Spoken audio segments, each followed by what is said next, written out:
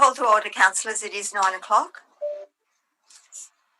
So good morning and welcome everyone to the July 2020 Kempsey Shire Council meeting. We're pleased to be able to welcome back into chambers this morning the public and the media, and we do have a couple of people in the gallery, and we do welcome back Ruby from the Argus. Thank you for joining us today.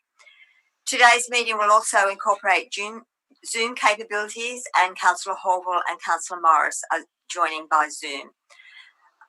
In the chambers we have Councillor Baxter, Councillor Patterson, Councillor Shields, Councillor McGinn, Councillor Williams, along with the General Manager, Craig Milburn, Director Robert Fish, Stephen Mitchell, and our Manager Governance, Daniel Thorogood, and we also have a couple of other members of staff.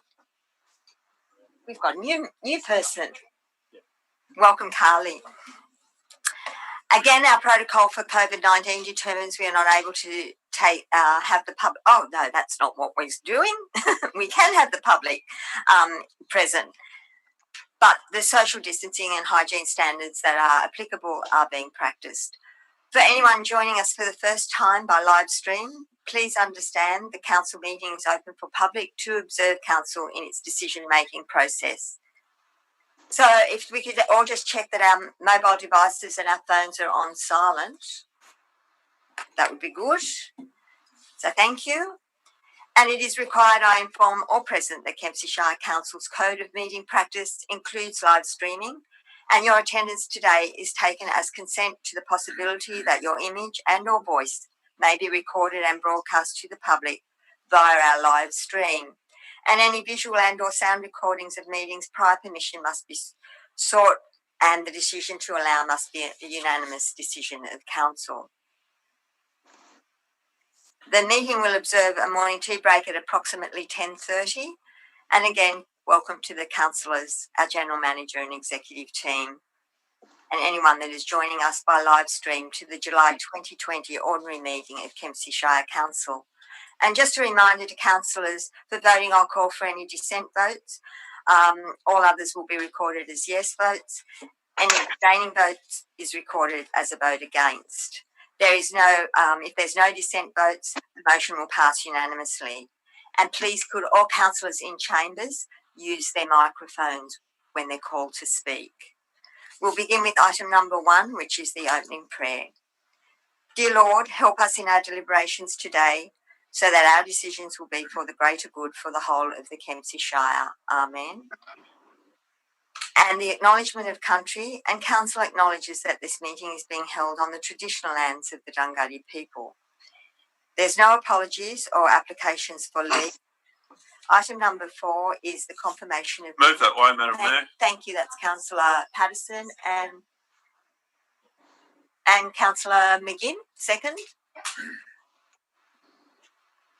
Any dissent?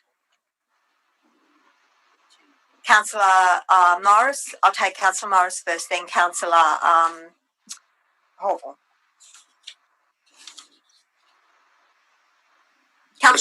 Madam Mayor, I don't have to say anything. I've just sent to the... Oh, so I was putting it to the vote. Councillor... No, Madam Mayor, I was moving an amendment. Thank you, Councillor. I've emailed it to Mr. Thorogood, and it adds the words that you spoke at the last meeting.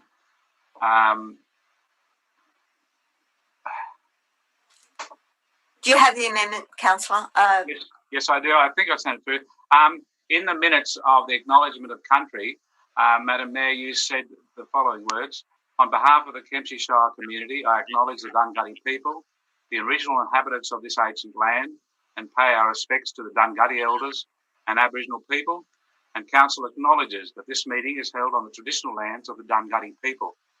Now, I think that is the amendment I'd like to move, that be put into the minutes of that last meeting, in that you spoke those words, and I think they are a much more improved set of words to acknowledge country. So I hope people would support that amendment be put into the minutes. Second that. Just a mover accept that. And actually, when I did say it, that's how I normally acknowledge country, and that's what I added, because, and then I realised that I was doing the acknowledgement of country that I normally do, and needed to then go back to what is actually in the minutes. But that is exactly what I said and what I'm comfortable with saying, and it is what I said. I accept that, Madam Mayor. Second, we don't need to. So that's can be included in Councillor Horville. Thank you, Madam Mayor, and I applaud you on your words. Okay, so the dissent, we will have one dissent. That's it. I'll listen to you, Madam Mayor. So we've got 2 dissents from the confirmation of minutes. Disclosure of interest. I have, is there any councillors that, okay, I'll take Councillor McGinn first. Madam Mayor, non-significant, non-pecuniary with regards to item 9.5, road classification and transfer, as I live on Right Bank Road, Belmore, which is a road which may be considered. Councillor Shields. Thanks, Madam Mayor. I have the same declaration, a non-pecuniary, non-significant interest in 9.5, as I also live on a road that's being considered. And I have in 9.8, Country University Centre, a significant non-pecuniary interest as I'm the chair of the Country University Centre, MACLEAY Valley Incorporated.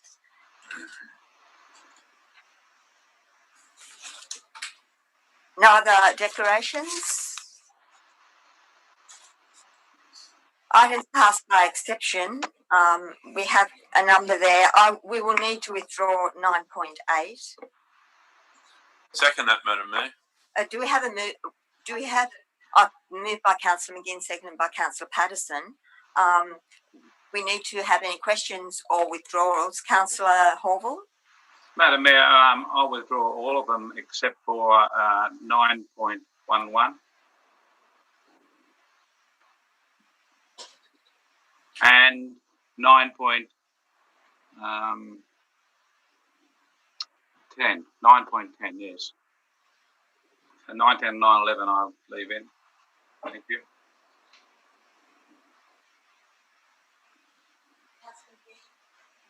Yeah, I can't change it. Councillor McGinn.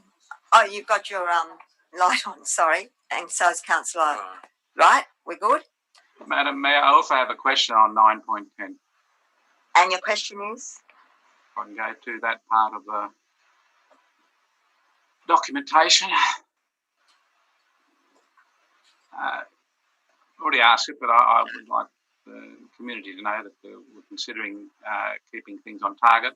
On page 45 of 9.10, we have a table at the bottom, which is a very impressive table, and we have a target for the KPI target, and I'm asking whether that could be included from now on in this table when it comes to council, so we can see how we're achieving against our targets.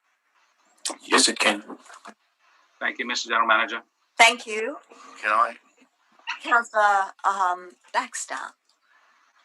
Just not so much a question on 9.10, Chair, but I'd like to bring everyone's attention to page 45, what Councillor Horville was just talking about. The fact that the 1920 year had $75 million worth of investment into the valley, I think is a wonderful achievement, and I think it comes on the back of the efforts of the council to encourage investment into the valley. It's a fantastic achievement, and just like to thank the council for their efforts in achieving that. Here, here. Any dissent on the recommendation for Amendment. sorry, Councillor. A question. Councillor Morris. Question on item 911. In the attachment to 911, we obviously list the council cash book, the bank reconciliation, the direct investments with who we're invested with. There is another, and it's probably not a Local Government Act requirement to include it, but I would just like to ask, can we include in future such reports our loan book, what loans we have got, what the interest rate is, so that we get a more comprehensive overview of the financial situation? We see the investments, but why don't we see the opposite, which is the loans. Through you, Madam Mayor, we can have a look at that and see how easy it is to actually produce.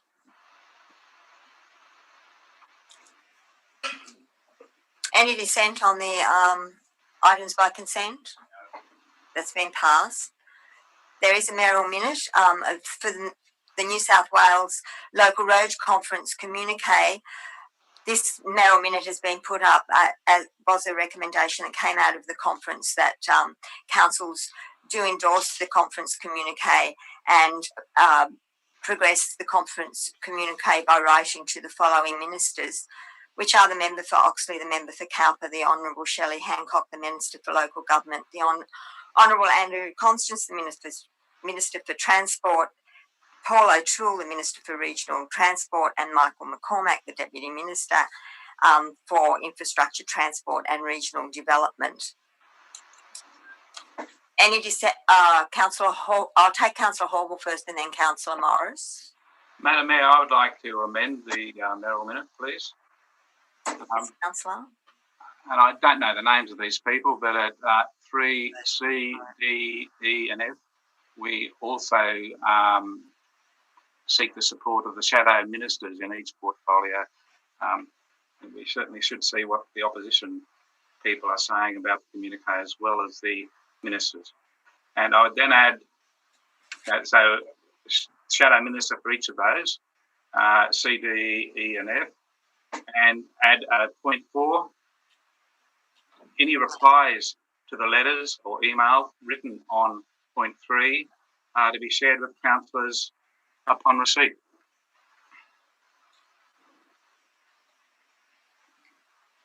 I don't have any problem with that. I don't have any problem with that, so I'd accept that into the mayoral minute. Thank you, Madam Mayor. Keep the communication tight. Well done. Councillor Morris? Madam Mayor, I don't need to say anything because this is exactly what I was going to ask for. Thank you. Because I can't see why we're not writing to the shadow ministers, because we should be getting their viewpoint or advocating to them as well as to the ministers. And that is a good point. What was put forward was what was the COMMUNIQUE we got. I read that, I saw that, but I still thought we should be going to the shadow ministers as well. The standard is quite fine. Any dissent? No dissent. Thank you, Councillor.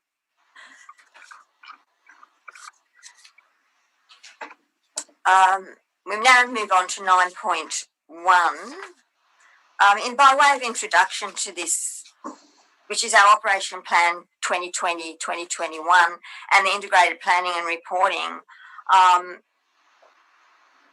I just like to, for the benefit of the people that are listening in and for the councillors that are here that haven't been here for as probably long as I have and as long as Councillor Saul has, this is one of the most significant reports for decision in any council year, and this report sets out what we're going to do and the financial means for how we get the job done.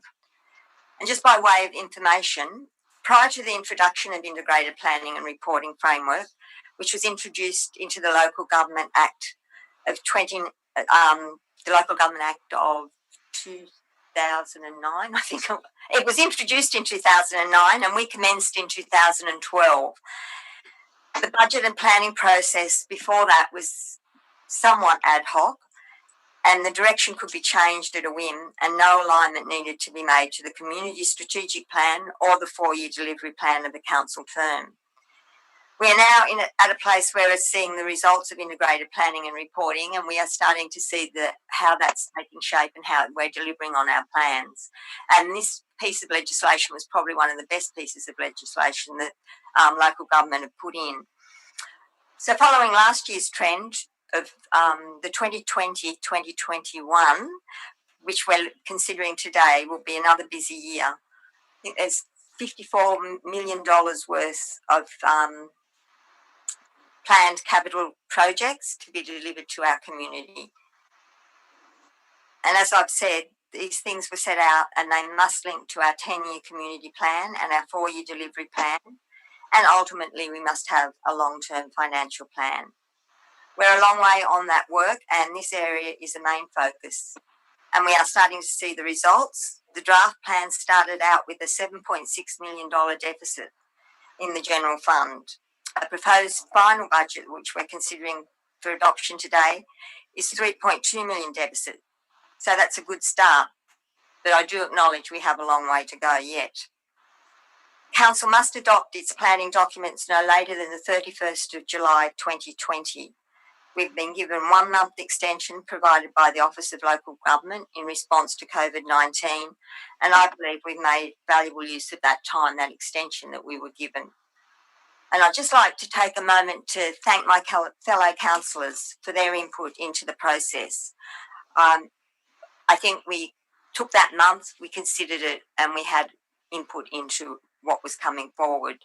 I also acknowledge the General Manager to thank our staff for the comprehensive reporting, engagement, commitment and the professionalism in developing the 2020-21 operational plan and the IP&R reports. I believe that these are probably, well, they are the best reporting that we've had so far, particularly under integrated planning and reporting. So we do have a recommendation here that we adopt the following reports of the operational plan, the revenue policy, the long-term financial plan and the rate categories. First of all, do I have a mover? Thank you, Councillor McGinn. Do I have a seconder? Councillor Shields. I imagine that there may be some comment or some questions on this before I put it. So, Councillor Horval, I'll take you first. Thank you, Madam Mayor. The question to you, if the council in majority today vote not to accept this because they've found changes or things that need improving, would we have to hold an extraordinary council meeting before the 31st to have this passed? General Manager. Yeah, through Madam Mayor, we would certainly wanting to be holding an extraordinary council meeting very, very quickly. Okay, thank you. So I have some other questions too, Madam Mayor, and I presume I'll ask them through you to the General Manager. I've compared the operating plan from 1920 to the 2021 operating plan, and to me, we seem to be specifying less. And as an example, on the delivery program 1920, we have a whole list of roads that must be done, and it says performance measures, projects delivered or commenced during the 1920. And in this year's one, there's not one road, not one bridge, not one major capital works listed in the operating plan. And I've been told they've been moved to the long-term financial plan, but the roads specified, Mr. General Manager, in the long-term, in the operating plan for 2019-2020 year haven't been undertaken, and they're no longer appearing in the long-term financial plan or the present operating plan that's being proposed. So I'm just wondering why the resolution of the 2019-2020 operating plans haven't been implemented and haven't been started, and they no longer appear. So would you be able to explain that, please, Mr. General Manager? Yeah, through you, Madam Mayor. Firstly, in relation to the location of where they're listed, we've considered it's more appropriate to put the more detail into the long-term financial plan, particularly about the roads. These need to be read as a suite of documents, so they are obviously itemised so the community can see. In relation to those roads that may have been in the 1920 and don't appear now, Mr. Fish may want to add to this, but it's my understanding that the work, for various reasons, weren't completed. As we've developed our asset management system to a far higher degree over the last 12 months, we've reassessed the roads that are at the higher risk and higher level of priority in relation to our asset system, and the roads that appear in this year's operating plan, long-term financial plan, are the roads that actually need the work to be undertaken on them. So, Mr. General Manager, the need that was assessed for the 2019-20. Councillor. Are you asking a question, Madam Mayor? Still the same question?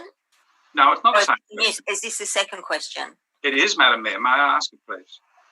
Just before you ask your second question, I just need a point of clarification. Mr. Fisher's got something else to add And to Mr. that too. Fisher has something else to add. Thank you.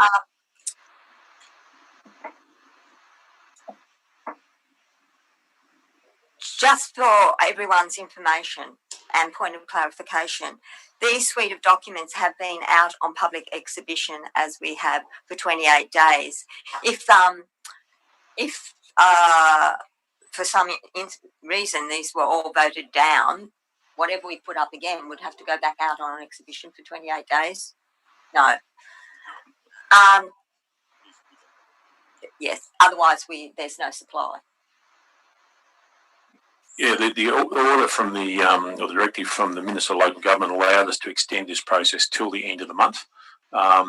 If we don't have it by the end of the month, we'd actually be in breach of the actual regulations of the state government that set out to the Office of Local Government. Thank you, Director Fish. Yeah, through you, Madam Mayor. I'll just, I guess, quickly add to the General Manager's comment. The projects, particularly related to roads within this 2021 operational plan, strongly align with, I guess, the grants that have been received over in recent times or over the past year, and it's obviously about ensuring that we can deliver upon those projects that have that available grant funding, so that is not foregone. Your second question. Thank you, Madam Mayor. So the priority given to, and I'll give the example of the street I live in. I saw the council officer working. He worked here for nearly 2 weeks measuring and marking the Hillview Drive and Haven Crescent, and marked the road, spent a lot of his time here. Those markings are now fading. So that was in July 2019, following on from the operating plan that was passed. What happened to those funds, and why? And the Aerodrome Road was on that list too, and it hasn't still been done. It's still on. It's on the new list, but it's Hillview Drive and Haven Crescent aren't. Why has that now been wiped when there was a need assessed in the 2019-20 operating plan? Through you, Madam Mayor, I think that's already been explained, Councillor Hallville. We've had to put the money and additional funds in to meet grant funding that we've actually received from the state and federal government. That changes priority. That is a normal course of events in any local government. Thank you. So, thank you, Councillor. Your question has been answered. Do you have another question? I do, Madam Mayor. So the expenditure on that staff time is totally wasted. It will have to be redone if ever these two streets have to be Councillor, you are to have your questions answered without argument. It's not an argument. I'm asking, will that money be wasted, or will it still be able to use the assessment that was made of those two streets? Through you, Madam Mayor, the design work and the measurements will still be in place. We may need to update some markings depending on when that project actually comes online. It's not in the long-term financial plan. Councillor, do you have another question? No, Madam Mayor. Thank you. Thank you. Councillor, any other questions? Councillor Morris. Madam Mayor, it's not a question, it's an amendment, and that is that we add a dot point 2, and that is that Council acknowledges the grants that have been announced since the preparation of the operating plan, the draft operating plan, and acknowledges that amendments will need to be made in the quarterly budget, in the September quarterly budget review, to bring those projects to bring those projects within your operating plan. Happy to move that, add that to the rest. That's through Madam Mayor. Item 9.6 actually deals with that directly. Well, even if we sort of say to bring the ones mentioned in item 9.6 to the operating plan, so that it's included in this. So what you're saying is when the minutes go out, it's all in the one area. Yep. Are you happy? Yeah. You're happy with that? The mover is happy to take that, Councillor Morris.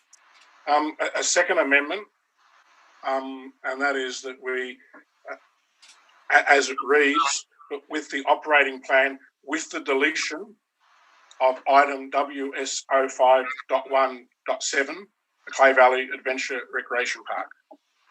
Second that.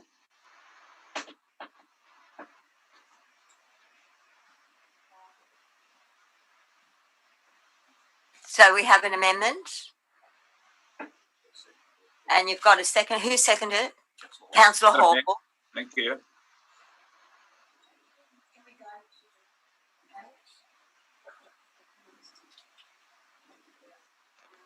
So in essence, what you want to do is remove that from the operating plan so it no longer progresses. Correct. Through you, Madam Mayor, just make a comment based on Council's previous resolutions in relation to this. There are live grant applications currently with the state government on this project. Madam Mayor, could we hear the reasoning behind Councillor Morris's amendment, please? Yes, you can speak to it. Did you hear the General Manager, Councillor Morris? Yes, I heard the General Manager's comments, which is making me ponder a variation to the amendment, but I'd rather speak to it first and then subject to the outcome of that. It could be left with a revised goal rather than the current goal that is there.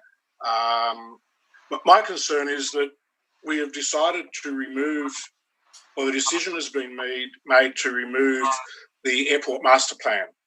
This is a project which, from memory, was estimated to be around the $10 million mark from grant funding, which is a considerable development which is proposed to be on airport land.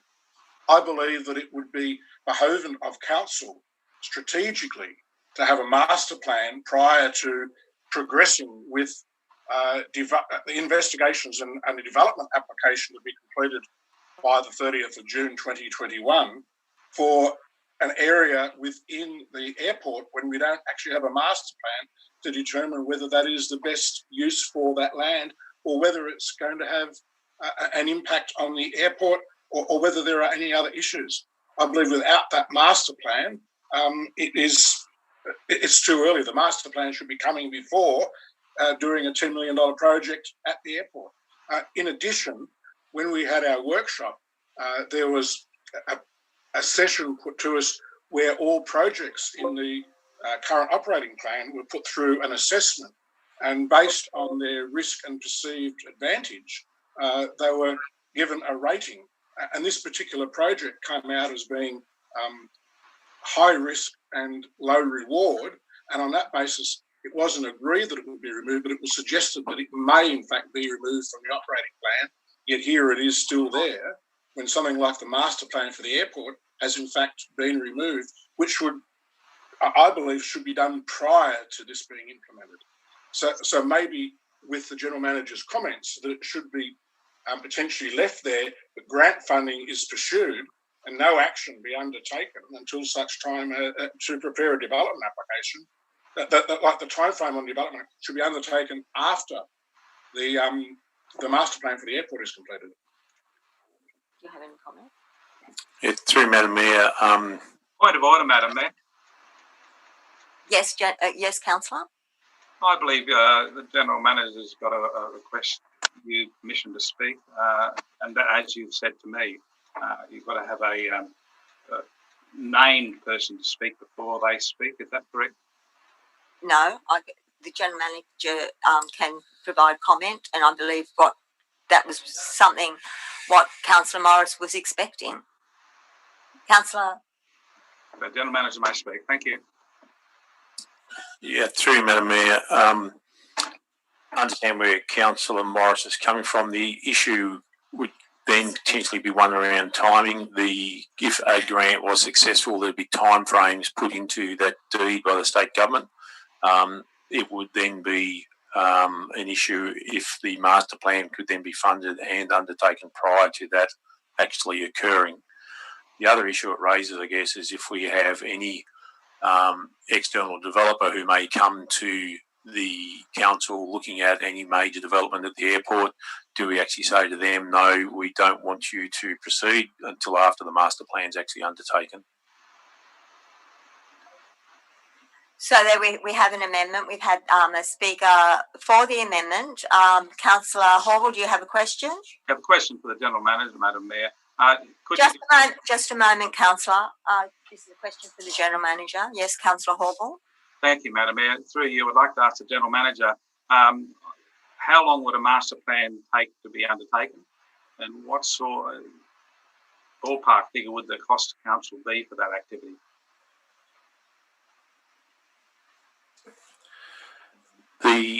We're anticipating a cost of somewhere, through Madam Mayor, a cost of somewhere in the vicinity of $50,000 to undertake that. Yep. It would be dependent on how quickly you get consultants, go through a expression of interest to get the consultants, and then for them to undertake the work. I'd suggest anything from 3 to 6 months. Okay. So that is still a possibility, putting the development, if we got a grant for the adventure park, or still have a master plan in place before we proceeded with the grant? It is a possibility. Yeah. It would depend totally on the timing. Yes. Thank you. Councillor Morris. Madam Mayor, question to the General Manager. Do we currently not have a draft, or not a draft, an actual airport master plan that requires review? Yeah, through you, Madam Mayor, there is an old airport master plan that I don't believe was actually ever adopted by council, but it is quite a few years old, I think. Because wasn't there a master plan that was developed as a part of the aviation park development? So therefore, in theory, one would believe that unless there was an updated master plan, any development at the airport should be restricted to what's included in that original master plan. Yeah, as I said, I believe it wasn't actually adopted by council. That's the one I'm referring to. It was developed, but I don't believe it was ever put before council or adopted by council. Yes, Madam Mayor, may I add to that, please? Have you got a question? Yes, I believe I could make it a question, Madam Mayor. The actual document that was used for the aviation park was developed not by consultants, but by a promotional advertising business in Coffs Harbour. It was not really a master plan. Is that correct? Councillor Shields. Thank you, Madam Mayor. Can I please ask a question of the General Manager? So what grant funding applications do we currently have in for the adventure park, and do we know when the outcome is likely? Through Madam Mayor, the current one that is in is the Growing Local Economies application. It was originally submitted 18 months or more ago. Through the first round, we were asked to do a detailed business case for the second round. That was then followed up with more detailed questions and information in March, April, May and June this year. And my understanding is it's gone to the senior leadership team at the state government for review at the moment. We don't actually have a time frame, but I would expect it sometime this calendar year.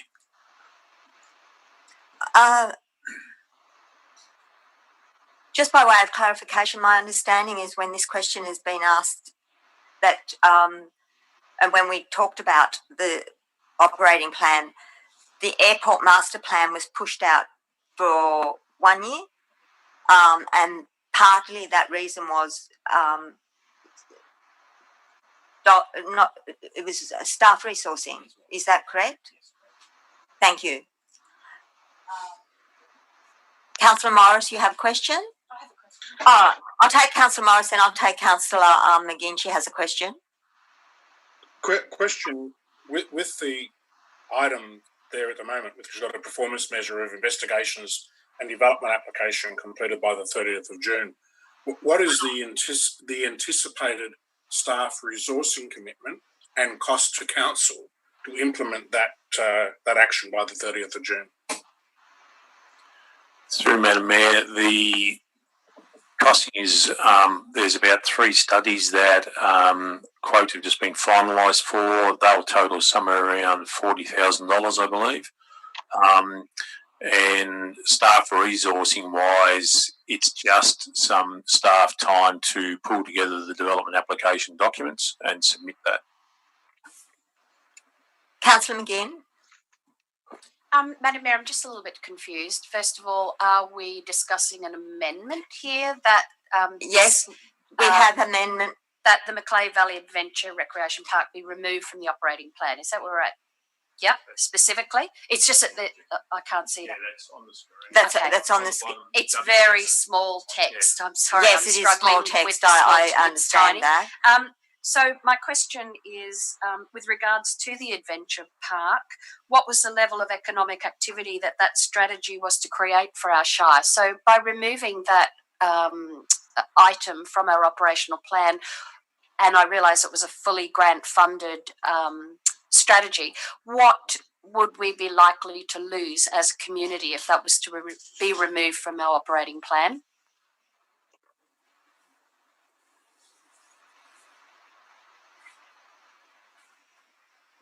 We're just waiting for the General Manager to reply to that for anyone that is, for Councillor Morris and Councillor Horville's benefit. Yeah, to remember, I'm just trying to pull up the actual figures with that actually had the business case and the multiplier effect on it.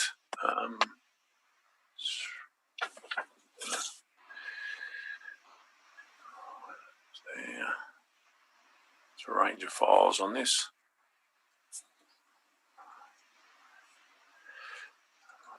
This one.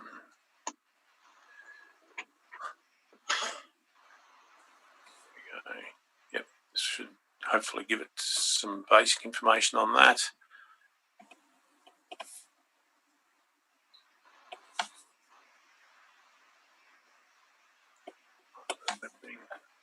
All right.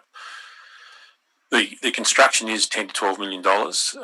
There's a range of both economic and social benefits with the actual project itself. The economic benefits, the total effect in terms of construction phase is estimated at around $21.08 million.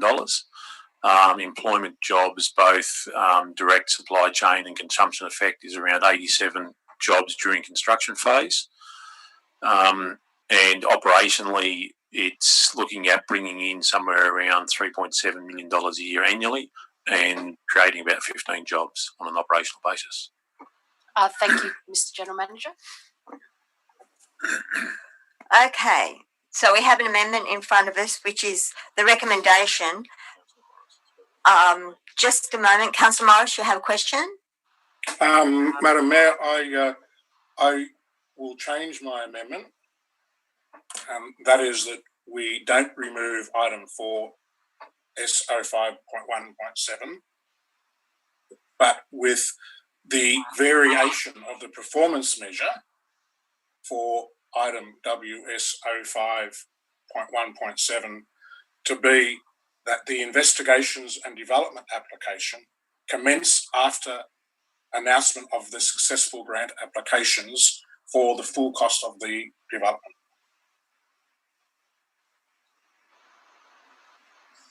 Madam Mayor, can that be clarified? I'm very confused about that sort of commentary. Councillor Morris has changed his amendment. In actual fact, No. To remember, I think Councillor Morris, just my understanding of what you're saying is that we put on hold the current work being undertaken with the reports, etc., that are required for the development application, that they not proceed until after the grant funding. That's what you're saying? Correct. The issue with that is that the grant application has asked for timeframes, and part of the information that's been provided is based on the current work and the expectations of when the development application may proceed. so we have a amendment. In actual fact, we should have put the other amendment. But anyway, what we've done is Councillor Morris has refined his amendment. Point of order, Madam. Or you say I moved another amendment, and as the mover of the amendment, I accepted my amendment. Okay, we'll take that.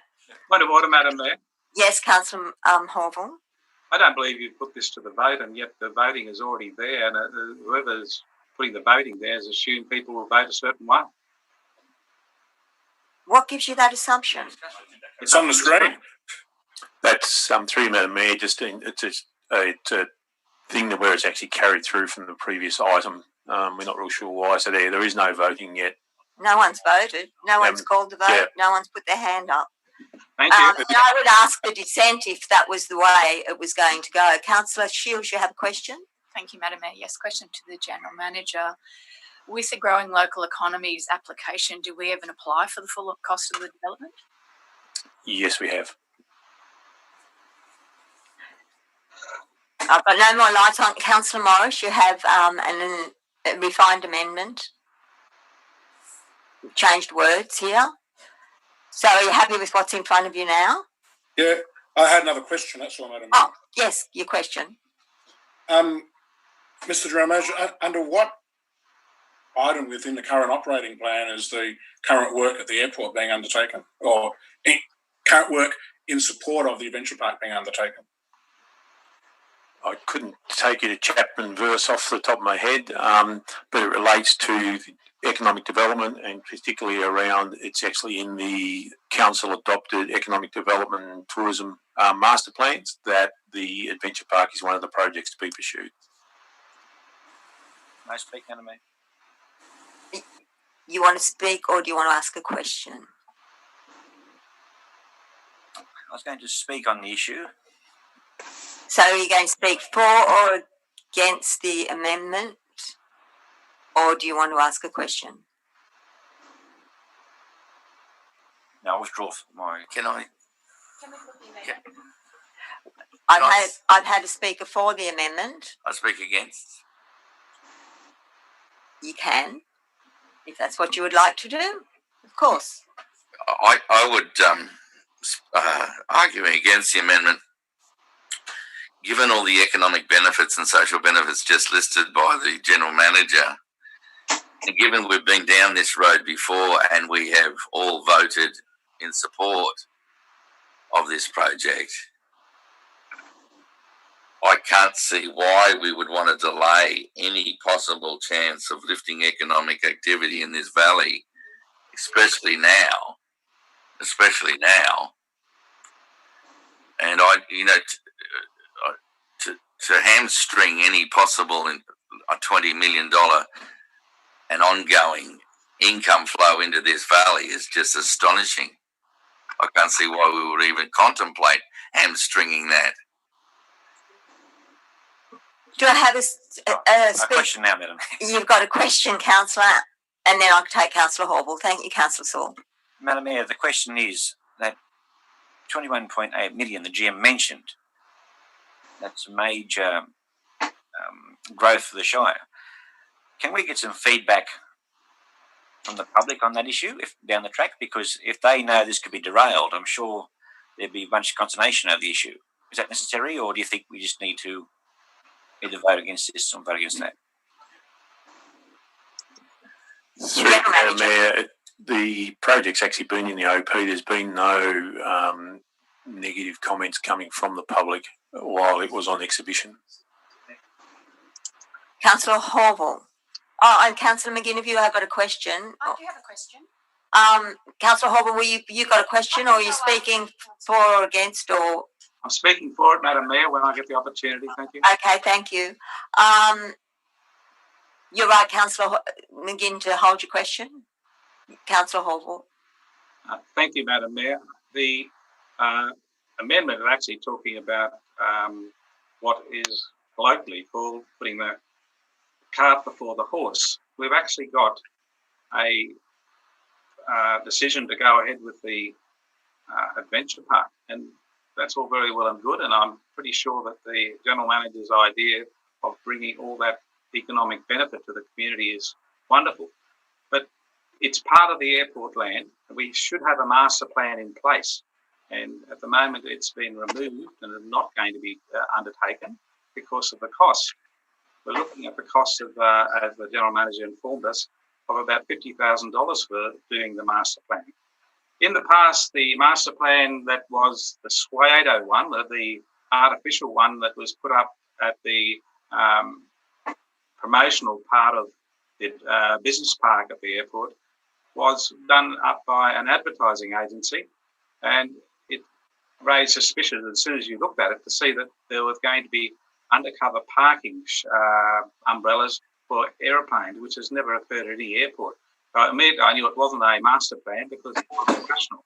Since that time, we've had things happen at the airport, and just recently we've had a grant given to us to strengthen certain parts of the runways, not the runways, the taxiways at the airport, none of which have been part of the master plan.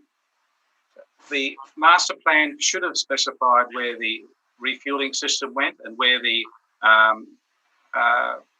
retankering of Rural Fire Service aircraft in their firefighting. Madam Mayor, is that operational? Point of order.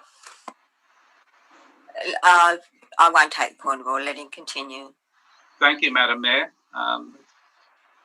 Point of orders on disagreeing with me at times. That's all very well and fine, but Councillor, that is a point of order. Continue. I'm going to continue, Madam Mayor. The point I'm making is that we have had instances of things going wrong and extra costs being put on the Kempsey Council at the airport. We have a major drain of funds at the airport. We really need to get the airport right.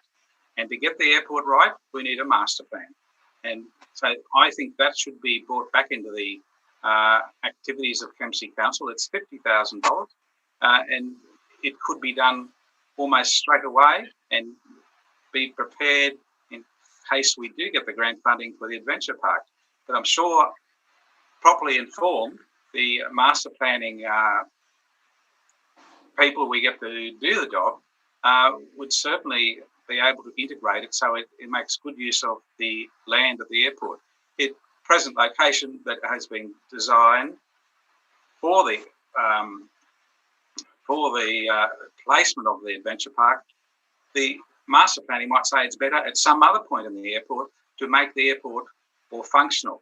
And if that's the case, we need that master plan to inform where the adventure park goes. So I'm supporting that we get this amendment up and make sure that we have proper planning going on at our airport. Councillor McGinn. And then Councillor Shields. Madam You've Mayor. got a question? Speaking against these amendments. Speaking against? But you've got a... Well, I guess I'm essentially speaking against the amendment, but I do have a question. And you also do have the right of reply. Well, my question is regarding Councillor Horville questioning the inclusion of the Adventure Park grant and progression of the whole plan. Does seem somewhat surprising to me. Is Councillor Horville a member of the Economic and Development Committee that actually approved the strategy that included the Adventure Park in its plan brought to Council for adoption? General Manager. Yes. Councillor Shields, do you have a question? No, I'm speaking against him. Are you speaking against? Madam Mayor, may I make a personal explanation, please? Yes, you can. Yes, you can. Thank you, Madam Mayor. The point that Councillor McGinn makes is very well factual. It was part of the committee that made that decision. But at that time, on the operating plan was a master plan for the airport. I beg your pardon. So my explanation is I voted in favour of that with the understanding the master. Can I just don't speak over the top of me? I am the chair. I need to tell you that I have just been advised that you haven't actually said that you are giving a point of explanation because you've been offended. So you were offended. Is that correct? No, I was misrepresented, Madam Mayor, and I'm allowed to correct that. If you believe you've been offended. Okay. Councillor McGinn, you have finished your question. Councillor Shields. Thank you, Madam Mayor. Just to hopefully conclude this discussion. Madam Mayor, I can't hear Councillor McGinn. Councillor Shields. Councillor Shields, you're right. Speaking against the amendment, and the reason being is that we have point of order, Madam Mayor. $12 million. Point of order, Madam Mayor. Yes, Councillor Morris. Has there not already been a speaker against? There's only been one speaker for. No, Councillor Morris, Councillor Baxter spoke against. There hasn't been a second. Councillor McGinn asked a question. Councillor Horville spoke for. There's Now I'm speaking against. Councillor McGinn asked a question. Yes, I haven't spoken to it since it was changed. but you did speak to it. You just changed it. So that, Okay. okay? Are you right? Councillor, I'll be voting against the amendment, and the reason being is we've got potentially a $10 to $12 million grant application. We've been invited to the second round. We've had 4 months of added questioning. One would think we're in with quite a good chance. This is not going to send a good message if now councillors are removing this item from our operating plan.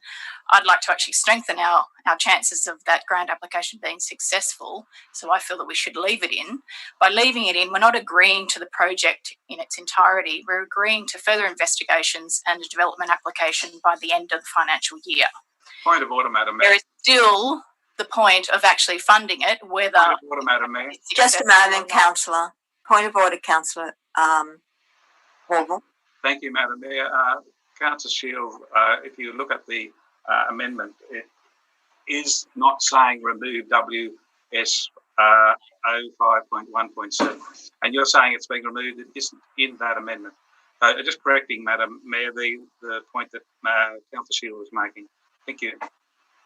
Thank you, Councillor. Councillor Shields, you need to speak to the amendment. Thank you. I believe that we should be keeping it there, even if we are not successful for the grant application for the growing local economies. Having the required reports completed, plus having DA completed, makes your project shovel ready, which will increase your success with further grant applications, which we will pursue in the future. Before we close the debate, may I commend the staff? Is that possible? No. It's not really relevant, Councillor, but thank you. Just any more questions or debate? Any dissent on the motion, on the amendment? No. Sorry, dissent. Sorry, Madam Mayor, I'm mistaken. I'm not dissenting. I'm in favour. Okay, so the amendment's been lost. We will go to the original motion. Yes. Madam Mayor, I'd like to move an amendment. Yes, Councillor.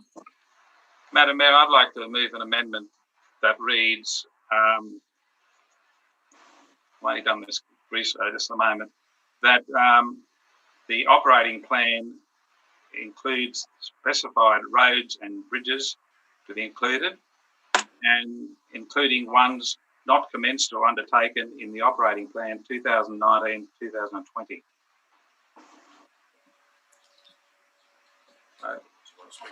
No, he's got a second. I need a second. I'll second it for debate. Thank you, Councillor. So we have a seconder. Do you want to speak to it, Councillor? Just correcting what's up there, that the operating plan, if I'm making sure the date's right, the 2020-21 operating plan include specified roads and bridges, and including the ones not commenced or operating yet. That's basically it. Thank you, Madam Mayor. That's the amendment. So speaking to the amendment, comparing the two operating plans, the previous one and this year's one, we can see that there's been a step back from informing the community what we expect council to do. The operating plan is an Point of order, Madam Mayor. Hasn't Councillor Horval had 28 days to put in a submission? I won't take the point of order. Just let the councillor speak. Thank you, Madam Mayor. I'm putting in the specification now to after comparing the two documents over the last couple of days, Madam Mayor, I've found that we, in the past, operating plans have specified what roads are expected to be undertaken in the coming year. And all of a sudden, it has been put into the long-term financial plan, which could happen over the next 10 years. We should be informing the community what projects we expect to do in the next 12 months. And if that's the case, people out in the community will know that we have a plan. And yes, grant funding, as Mr. Fisher specified, changes the situation. But if that changes the situation, it should be carried over. The ones we specified to happen in the 1920 operating plan should be carried over into the 2021 one and be specified, a name that the community has faith in our openness and transparency. I really do think that the present operating plan is a drawback from being open and honest and transparent with our community, in that we're not specifying the project. Order, Madam Mayor. I don't think we are anyone's going to not being undertake. transparent and open. That's an insult. Yeah, that's a slur on the staff, I reckon. I accept that point of order. Councillor, have you? I hadn't finished, Madam Mayor. Thank you. I gave way to the person making the point of order. It's my opinion we're not being open and transparent, and I, in my democratic rights to free speech, be able to say that I don't believe that. If you believe otherwise, that's your right, and you can vote against this amendment. But I think if we are specifying, we are giving an instruction with the operating plan what should happen. We're not actually giving any instruction in this present one before us to what should happen in the next 12 months. We're just making a general statement. We're going to do urban roads, we're going to do local roads, we're going to do bridges, but we're not specifying which ones are going to be done. And I think it's a very simple matter to put those back into the operating plan so that we know specifically what is expected to happen over the next 12 months, and so we can judge the performance. I'm just calling on the General Manager to make some comment around your commentary to make us really clear around. Madam Mayor, I hadn't finished. Oh, I'm sorry, you dropped out. Okay, yeah, we have a few technical problems here, Madam Mayor. Earlier you said I spoke over the top of you. I didn't deliberately do that, and I apologise if it seemed that way. I couldn't hear you. When I'm speaking, it appears that my sound system cuts out feedback so the feedback doesn't go through the microphone. So just finishing up, Madam Mayor, I would think it's a simple matter to try and get the operating plan adjusted so that we know specifically what particular projects will be happening. If they can't occur, they are re-specified in the upcoming operating plan. And that should be the way that we have operating plans put before our community. Thank you, General Manager. Yeah, through you, Madam Mayor, a couple of comments. Firstly, in relation to openness and transparency, all the documents, including the long-term financial plan, are actually available for the public. The long-term financial plan actually provides a list of all the projects that have been undertaken, not only the list of projects, but also the value of the budget itemised of each of those projects. As has previously been explained, the nature of what's happening in the environment we're in at the moment is seeing a range of grants coming into council. That requires us to reprioritise projects, which is not unusual. It's actually very common, not only just in local councils, but in business, where things get reprioritised. That is normal. That is what has happened in this particular case. In relation to the part of the amendment that to include the ones that have not been commenced or undertaken from the 1920 operational plan, that cannot actually occur because the Code of Meeting Practice requires any introduction of new works that requires funding, and unless Councillor Horville has suggestions on what road projects or other areas need to be cut to put those in, he needs to identify a funding source. If there's no funding source identified, Council needs to defer consideration of that particular matter until I bring a report back on where the funding may be available. Thank you, Councillor. So you've spoken, you've put another amendment that you've just spoken for. Councillor Morris has a question or speak. I have a question on that matter. Thank you, I thought the Code of Meeting Practice either required Councillor Horville to determine where that funding would come from, or the General Manager was required to suspend action on the matter, i.e. adoption of the operating plan, until such time as he brings back a report to that effect. Through you, Madam Mayor, I'll just read the actual amendment, and this is what I believe I outlined. A motion or amendment to a motion which, if passed, would require the expenditure of funds on works or services other than those already provided for in the Council's current adopted operational plan must identify the source of funds for the expenditure that is the subject of the motion. So if the motion does not identify a source funding, the Council must defer consideration of the matter pending a report from the General Manager. That relates to the current adopted plan. I've taken the principles of that and applied it to this particular case. This matter has gone on exhibition. Councillor Horville's asking for the introduction of a range of projects that have no funding provided for them. We would need to identify the source of those funding. I do not believe it relates to the entirety of adopting the operational plan. If Council chose to, or if this amendment was lost, Council could proceed to adopt the operational plan in whatever form it ends up adopting. Question, Madam Mayor. We could move to put the amendment. Councillor McGinn, I believe, just a moment, Councillor Horville. Councillor McGinn's had her light on for quite some time, on and off, and your reasoning for that was to close debate? Yeah, I wanted to close debate. So what you wanted to do was close debate. Okay. So I've got a question, and I've got. So you want to put the amendment before close the debate? Can I just say one thing? Yeah. There hasn't been 2 for or against because we're talking about the amendment now. Madam Mayor, I'm having to ask a question. Councillor Baxter, then Councillor Horville. Councillor Morris, did you have your hand up as well for a question? I had my hand up to move another amendment. The general manager said it would probably be ruled out of order, but at the same time, I believe it's probably worthwhile moving, but I need to do that after this one's considered. Correct.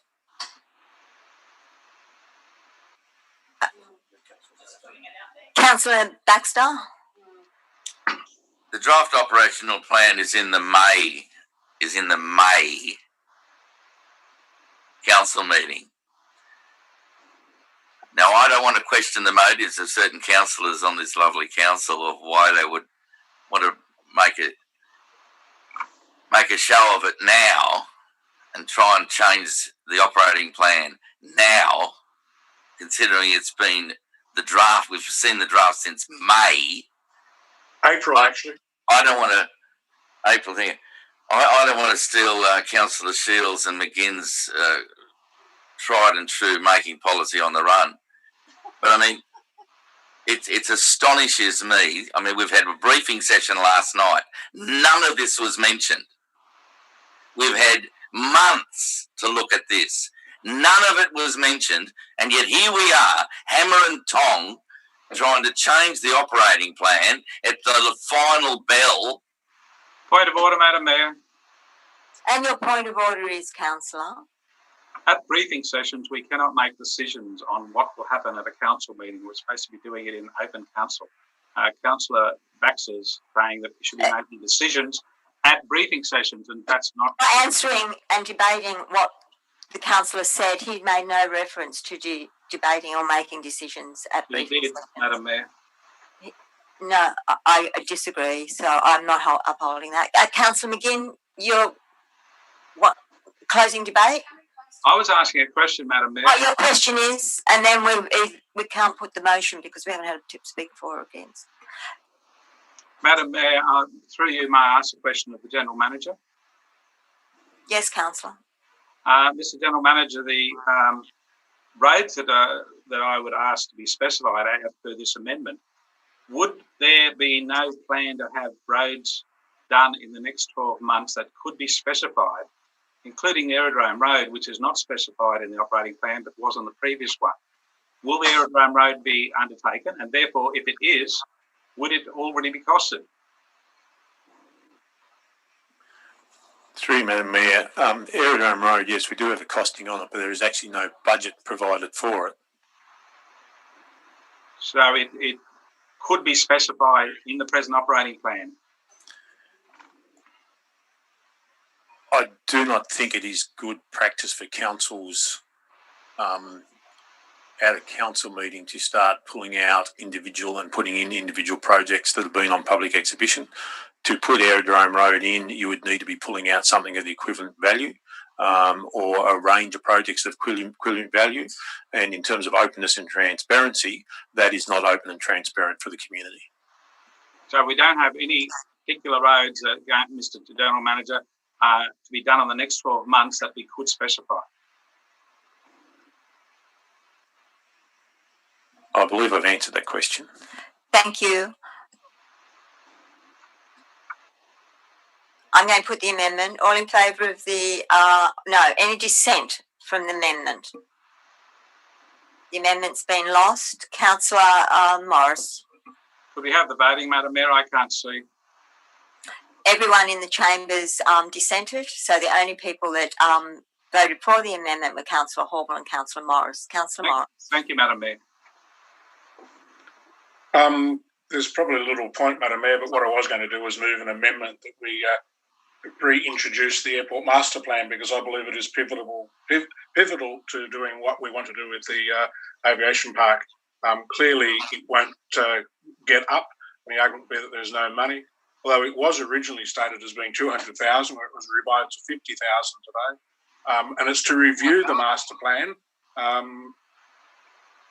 The current one was to review the master plan, not to develop a master plan. So, if anything, the current master plan should still be used to support any activity at the airport. Madam Mayor, if I can just make a comment, look, I really do appreciate the position Councillor Morris is taking, and ideally we would like to have a master plan. It isn't just about the money for us at the moment, it is actually the staff resourcing. Now, commercial business area staff resourcing just simply wouldn't get us through that master plan in this 12 months. But we will certainly be putting it in for the next financial year. And just a more general point, I guess, is that there's lots of work that happens in lots of places where we don't have master plans, and we are developing master plans. We're still doing work, in places like Crescent Head. We're doing work at Southwest Rocks. We do work here in Kempsey on places that don't have master plans. The ideal is to get the master plans and get that strategic planning up front. However, life goes on and we need to continue to deliver projects across the Shire without some of those things in place. So your amendment is, Councillor Morris? I said I can see little point in putting it up because I know what the outcome will be, Madam Mayor. I've made thank you, Councillor Morris. So there is no amendment at this point. We're going back to the original motion. Can I close debate, Madam Mayor, on the original motion? Yes, close debate, Councillor. Thank you, Madam Mayor. Councillors, we have before us a suite of documents: the operating plan, the revenue policy, the long-term financial plan, and the rate categories plan. A significant amount of work's been put into these documents, as has been discussed today. They need to be looked at in their totality as a suite together, all for documents which are also on the back of the adoption of the fees and charges and rates by council. So a considerable amount of time has been put into all of the documents together. I'd like to congratulate the staff. They are not only good-looking documents, but the content is exceptional, and I look forward to us being able to implement those plans in the next year and beyond. So I believe that it's now time to vote for the recommendation. Thank you, councillors. Thank you, Councillor McGinn. Any dissent from the motion? Councillor Horval. Thank you. It's been carried.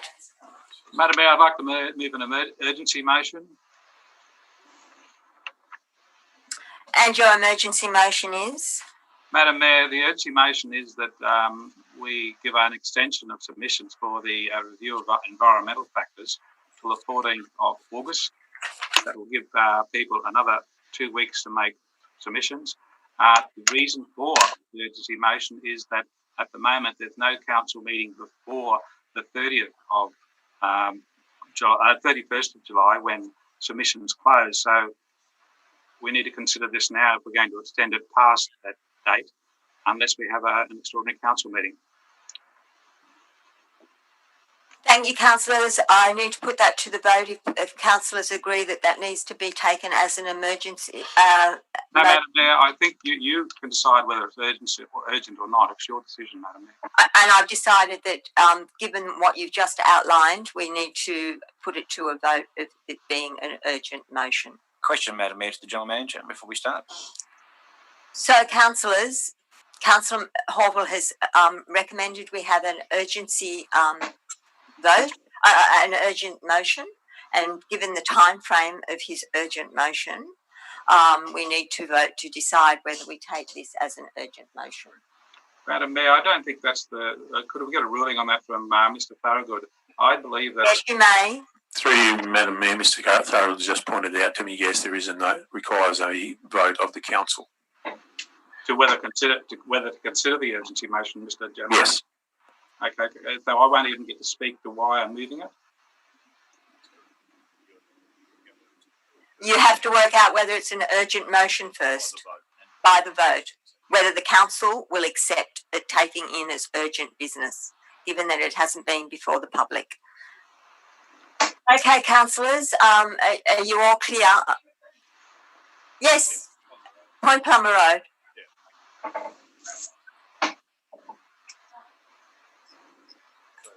So, any dissent on the urgent motion?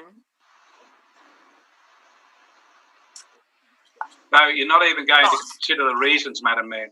Thank you, councillor. It's been lost. Okay, we're going on to point 9.2. Thank you, councillor. Do I have a seconder? Point of order, Madam Mayor. Councillor, it's been moved by councillor. What's your point of order, councillor? Will my urgency motion appear in the minutes? Yes. Thank you. Well, I'll have to email it because I didn't actually outline the whole urgency motion. I was just asking for the date and time for submission. So I will have to email the whole thing. Order, Madam Mayor. Sorry, we've moved. Councillor, it's been moved by councillor Patterson, seconded by councillor McGinn. 9.2. Do I have any? Do you wish to speak? No. Any dissent on the councillor Morris? Thank you, councillor Morris. Whilst I agree that the document is a fairly good document, I, as mentioned last night, have considerable concerns with the content on page 13 in relation to rural residential. There is a considerable population that do not have a say within this local strategic planning statement in the rural residential areas, which I see as being large enough to warrant some comment other than what is in the document at the moment. I'll read out what is in the document at the moment. Historic, opportunistic and ad hoc rural land fragmentation into non-viable primary production land holdings has led to land use conflict, poor land management practices, land parcels that are ultimately unsuitable for holiday farms, the undesirable demand for further subdivision. While rural subdivision is legitimate use, it is imperative that it is appropriately planned for to ensure that it adequately land, and it goes on, and then it basically makes no mention of the fact that there needs to be some comment in regard to, I believe, the three reasonably large rural residential pockets of development that have happened over the last 30 to 40 years in this local government area, that being Columbatti, Aldervilla, Yarraville, and Euroka Dondingalong. A lot of those areas have been managed through appropriate land release strategies. Yes, there probably needs to be slightly better management. It was also made, the comment was made that the villages or the locations that have been chosen were those that had local character statements or village statements. That is true, but at the same time, Kundabung, there's been community catch-ups and there should have been information for Kundabung. Kundabung should also be represented within the document. I would like to see changes to represent or better representation of the rather large rural residential population in those three localities that I mentioned, and also Kundabung. Through you, Madam Mayor, that's something that can be taken on during the exhibition period. This is going on exhibition. We can consider those comments there. I would point out, however, I think a reading of 4.6.1 would actually identify that it's actually not negative in relation to rural residential. It's saying historically it hasn't been done well. What it actually goes on to say is imperative that the appropriately planned work be undertaken because rural residential is a legitimate use.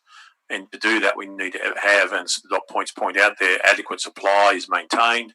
It supports effective and efficient use of infrastructure, that we avoid any potential land use conflicts. The land is utilised as the most suitable purpose, and we look at the environmental values, natural hazards and things such as that.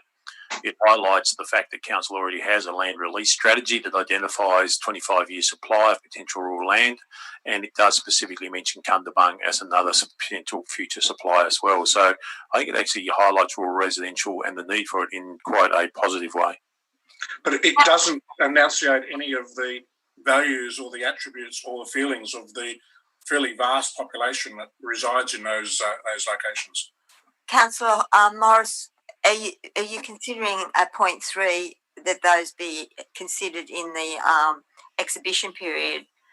Just to speak to that, I actually had those things highlighted in my commentary as well.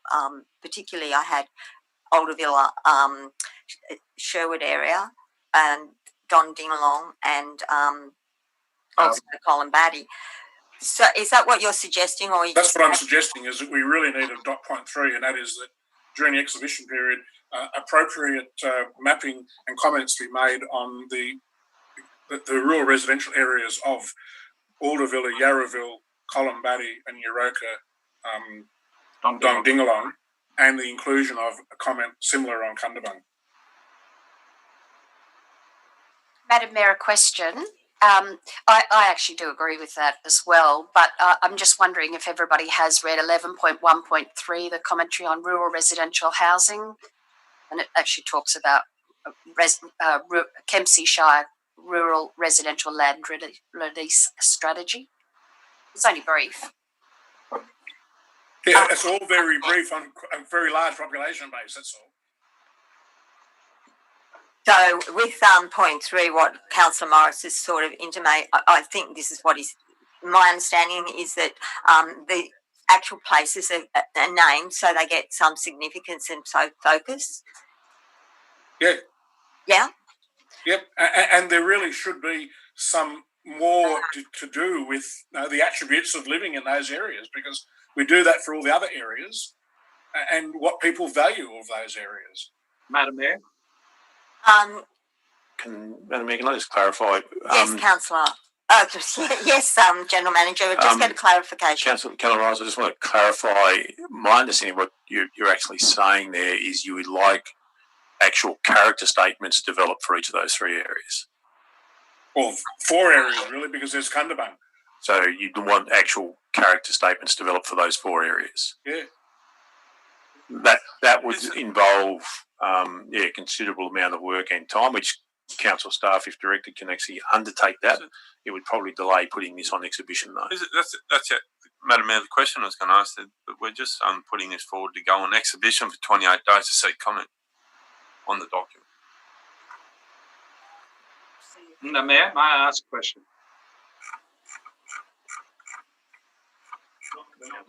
Councillor Horwell. Madam Mayor, I just wonder whether Councillor Patterson will accept the point 3 into his motion on this matter. And point 3 is what you suggested, Madam Mayor, that we what? Yeah. Madam Mayor, I move that we go into workshop. Seconded to go into workshop. Yep.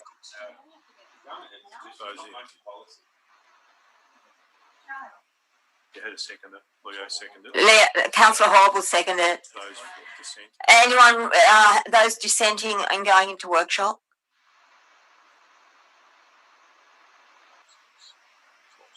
It's lost. Madam Mayor, can we come back to the actual recommendation? It's to place the draft on exhibition, and it's to receive a report after the exhibition period. There's now 28 days if it goes on exhibition for people to put their input into the plans. And there's now an amendment, which has got point 3 added to it. Madam Mayor, I asked a question of Councillor Patterson. So the amendment, do we have a seconder for the amendment? Well, I asked a question of Councillor Patterson, Madam Mayor, if I may. Would he accept point 3 into his motion? And he has indicated no. Okay, thank you. I couldn't hear it. Thank you, Councillor. And so we have an amendment, and we have a seconder for the amendment. Madam Mayor, can I speak to the motion? Not yet. Councillor Morris needs to speak to the amendment. Madam Mayor, Councillor Patterson didn't take up his, if I may, Madam Mayor, he should have had a right to speak to his motion before we started debating. Oh, yes, he should have. I believe he should speak. Thank you, Madam Mayor. I do take on the points that Councillor Horwell and Morris are bringing to the the discussion, but this is exactly the what we're doing here is we're putting your future MACLEAY growth and character local strategic planning statement. What we're doing with this is we're putting the draft out on exhibition period for 28 days to seek input from the community. And I do find that the process is that we can make those changes after we get the input from our community. That's when the changes could be made. But to I'm not taking on point 3. I just would like to put this out on exhibition. And as council, we will make those changes if required when it comes back, where we then would make decision on this strategic planning. Question, Madam Mayor. Just before you go on, just so this is clear, technically speaking, Councillor Patterson should have had the right to speak when he moved his recommendation. But we now have an amendment in front of us. You did ask me. And I did. Yeah, I'm sorry. Yes. So Councillor Morris has an amendment in front of us, he hasn't as yet spoken to that amendment, although we have had discussions about it. And Councillor Saul has his light on for a question. Councillor Morris, is it okay with you for me to take Councillor Saul's question first before you speak, or would you prefer? As long as I get the right to do it after that. Yeah, thank you. Thank you, Madam Mayor. Madam Mayor, my simple question is to the General Manager and staff. The costings to do this, is this going to be sizable cost if we have to get down this path? I mean, we have a motion before council. If that has changed, has the costings been made for to do such a change? Or are we going to have to go out and refinance the proposal? Yeah, through you, Madam Mayor, my reading of point 3 and based on the clarification with Councillor Morris before is that the appropriate to have appropriate mapping and comments is in fact the development of character statements for each of those areas. That's my understanding of what's being asked there. That would require, a re-engagement of consultants, engaging would involve staff time. It would take a minimum of 2 months at least to do that work. We are required to have this finalised by September, hence getting it out on exhibition now so we can get it back to the September council meeting. If we don't meet that government time frame, we run the risk of having a performance order placed on council in relation to this matter. It's not a simple piece of work just to come up with a few comments about some rural residential area. We do have a rural residential strategy that's highlighted in this particular document already, and it does highlight the importance of rural residential in this document as well. Councillor Morris. Can we have the dot point 3 corrected for a start? And that is, it's not Aldervilla, Yarraville, Columbatti, Euroka and Dondingalong. It's Aldervilla - Yarraville, because I see them as being one distinct group. Columbatti and Euroka - Dondingalong, because I see them as being one distinct residential area. There might be 2 localities, but they're really one community, which makes it slightly different. I would also like to, there's no point moving that we go back into workshop at this moment, but I'd like to explain why I moved that motion. And that is that I would like to explore other means of achieving dot point 3 in a more free-flowing discussion, and potentially change that amendment. That is ultimately what I want, what the General Manager what the General Manager agreed to. I am, though, more than happy to have that reduced somewhat initially, and merely have those 3 localities mentioned and some fairly short statements about some of the values embodied within the document prior to its adoption. But then with an understanding that the next iteration of this, which I'm not sure what the time period would be, would include the full appropriate mapping and comments for those 4 additional locations or 4 additional areas. That's why I wanted to move into workshop, to flesh out the viability of doing that in a more free-flowing discussion. That opportunity has been denied, so I've got little choice but to leave it as it is. And then I suppose if it gets defeated, then consider putting up something slightly different that would be as I just discussed. But I believe that it's essential that this character statement covers our entire, or the majority of our population base. I agree with the comments made by Councillor McGinn. It provides excellent protection for our rural lands, and we need to make sure any rural residential land development strategies accommodate that. There are some in the past that haven't been as good as they should be with that, but there is lots of potential for further rural residential land development, which I see as one of the main strong points of development within our council area. And it's one of our takeaway points within the region. We have got good, reasonably affordable rural residential land potential into the future. And we need to acknowledge those in our character statement.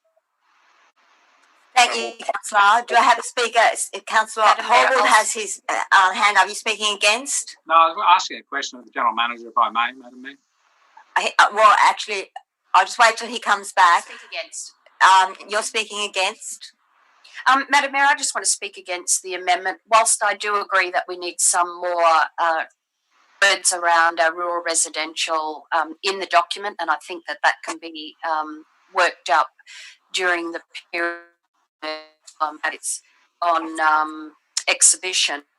I do not believe that the areas of Alderville, Yarraville, and then separately Columbadi, and then Euroka and Dondingalong really are villages like the villages of Bellbrook, Willawarren, Smithtown, Glaston. And I think we're majoring in the minor there, and we're potentially wasting an awful lot of time in and getting bogged down in detail, when in actual the document, Your Future MACLEAY Growth and Character, is such a great document, and here we are cherry picking one tiny part. I believe that within a fantastic document might be able to be further enhanced. I agree, there's opportunity for further enhancement, but this is a fantastic first draft, and it doesn't mean that it wouldn't be open to enhancement in the future and even after adoption. I mean, it's not set and forget this stuff. It's a work in progress over a long period of time. So to me, this reeks awfully of getting perfect in the way of better. This is an amazing document. I believe we should just put it out on exhibition, get the community's feedback, and then we can adjust in future, which is the way these documents should work. I'll take Councillor Horville's question. Mr. General Manager, you're back. Very hard to see on the screen. Thank you. Mr. General Manager, would it be possible to amend the documents with a basic preamble that says that we would like feedback from Alderville, Yarraville, Columbadi, Euroka, Dondingalong and Kundabung on whether people in those areas think they should be included, just as a preamble. So we'll get that feedback to better inform the final decision on what will appear in the document that goes to the state government in September. Point of order, Councillor McGinn. General Manager. Through you, Madam Mayor, the reason I disappeared off camera, I was actually speaking to Director Fish and our manager, Ms Fuller, trying to work a way through that may be able to address this in a way for all the councillors. Council does have some set areas that are designated rural res, and they are in line with what is on the screen there. What we could look at doing as a way to just get through this is on page 13 or thereabouts. I won't specify exactly where it ends up. We could just mention that these 4 areas are in our rural residential considerations, and we could probably put in just a few points. It wouldn't be more than a sentence or two, just highlighting some of the aspects of rural res. Put that in before this goes on exhibition, but it literally would be just the list of those areas and a few very short statements. I'm not sure if that would satisfy Councillor Morris at this point in time. And if it did satisfy Councillor Morris, I'd be happy to take that even without an amendment. We would just do that. So that's a yes, Mr. General Manager, that you can do something like that in the document. Councillor Morris. What I'm looking for ultimately is what is there. Like I said before, I don't know whether the General Manager heard my comments when he was left to his seat. I'd be happy with what has just been stated, but then at the same time, there should be a comment put along with that these areas will be expanded to have appropriate mapping in the next version of this document? Through Madam Mayor, the appropriate mapping will be a decision of council anyway, because you'll have to actually allocate resources for that to actually occur. The document. I'm talking about when the document is reviewed. The document will be reviewed every 4 years. Even if it's in 4 years' time. Yeah, so certainly it can be done in 4 years' time, Councillor Morris. That's when it would be reviewed, and in that planning, we'd actually look at what resources were required, and we'd be able to actually allow for the resources at that particular point in time. So we have an amendment. Move the motion we put. Councillor Horble has his hand up. Thank you, Madam Mayor. I'd like to speak in favour of the amendment. We haven't had a speaker. Have we had a speaker against? Yes, Councillor Councillor McGinn spoke against. So yes, you can speak for it. Thank you, Madam Mayor. Just to pick up on what Councillor McGinn said, and I disagree with her on this. This is not cherry picking. This is debating as we do in council and trying to get a great outcome for the community. For Alderville, Yarraville and Euroka Dondingalong, there are 3,000 people in those two areas, and that's the third largest community in the Shire, and they haven't been included in this document, and it's oversight, not a deliberate oversight in my opinion. So I'd say we should have some appropriate mapping and content going out, even as the General Manager said, in a shortened 1 page or whatever, as part of the exhibition document, so that people know that we are considering those areas as being intrinsic and valuable to the Kempsey Shire. I'll just ask a question, Chair. Question? Just on what the General Manager just said, are you saying we don't need point 3 and that it can happen by way of council process anyway? Through you, Madam, what I'm saying is based on all the discussion and trying to get an outcome that is suitable for all parties, we can, without point 3, with or without point 3, we can just do some very minor editing in the existing document before it goes on exhibition, which would highlight those areas and just make some very general comments about rural residential. And then we would look at it in 4 years' time when it's reviewed to doing the mapping and associated work around that when the resources are allocated. Madam Mayor, can I change my amendment, please? You want another amendment, which I'll adopt as an acceptable change to my previous amendment. See what you've got, Councillor. What have you got? Yeah. I haven't got it written out. It's just in my head at the moment, and that is that expanded comments be made on the rural, and it should be rural residential areas of Alderville, Yarraville, Columbatti, Euroka Dondingalong, and Cundabun prior to the document going on public exhibition, with appropriate mapping and comments being included for these areas at the next review of the document.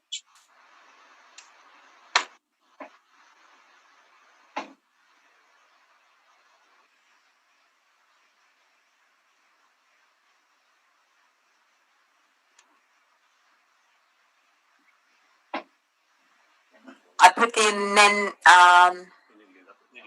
I accept that as I accept that amendment as a change to my first amendment. Yeah.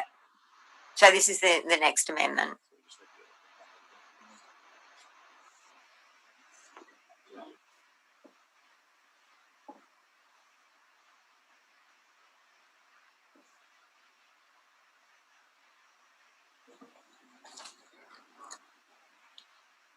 Take out the "and" between Columbatti and Euroka.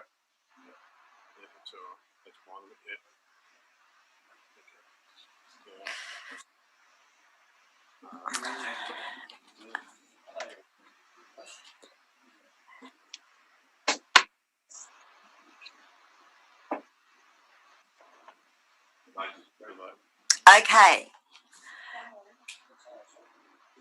So this is the amendment that Councillor Morris is suggesting, given the General Manager's comment that this would be done.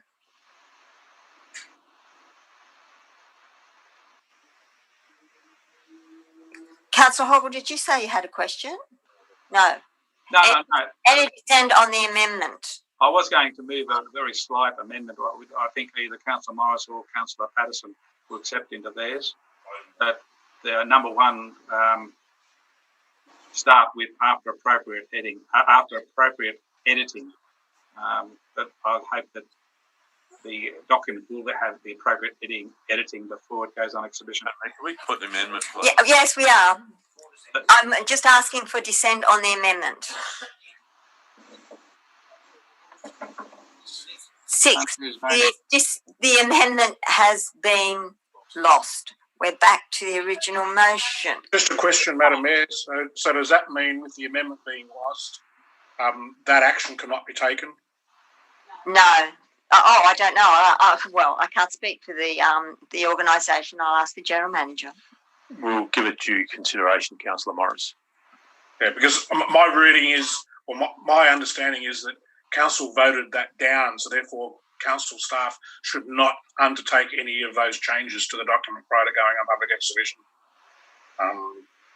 So I suppose we have this argument when it comes back next time if it's not done. Thank you, Councillor. Well, now we have a recommendation. The original motion. We're back to the original motion. We have Councillor. Well, we're actually going to adjourn for morning tea. We're 5 minutes late, so we will adjourn for morning tea, and then we'll come back at.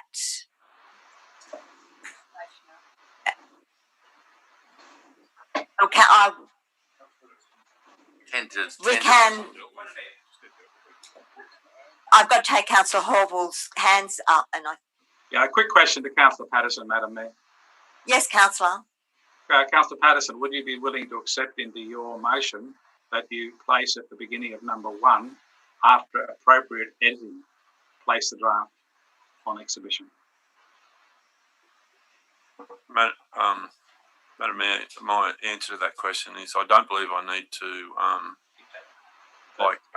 dictate every single word or thought that our directors and staff need to put into this. And so that's a no.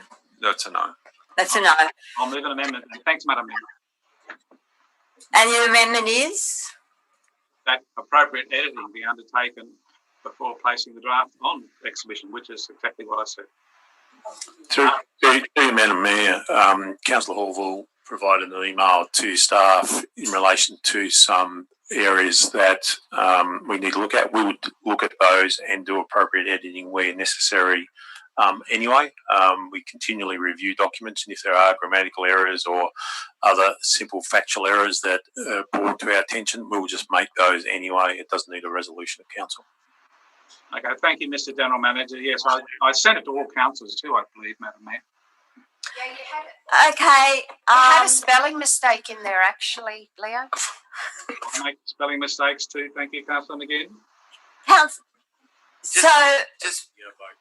We're going to vote on the original motion. Any dissent on the original motion? There's no dissent. It's passed. Oh, Councillor Morris. It's passed. Thank you. We're going to adjourn for morning tea, and we will be back at 5, 10, 15. We'll be back by 5 to 11. Thank you.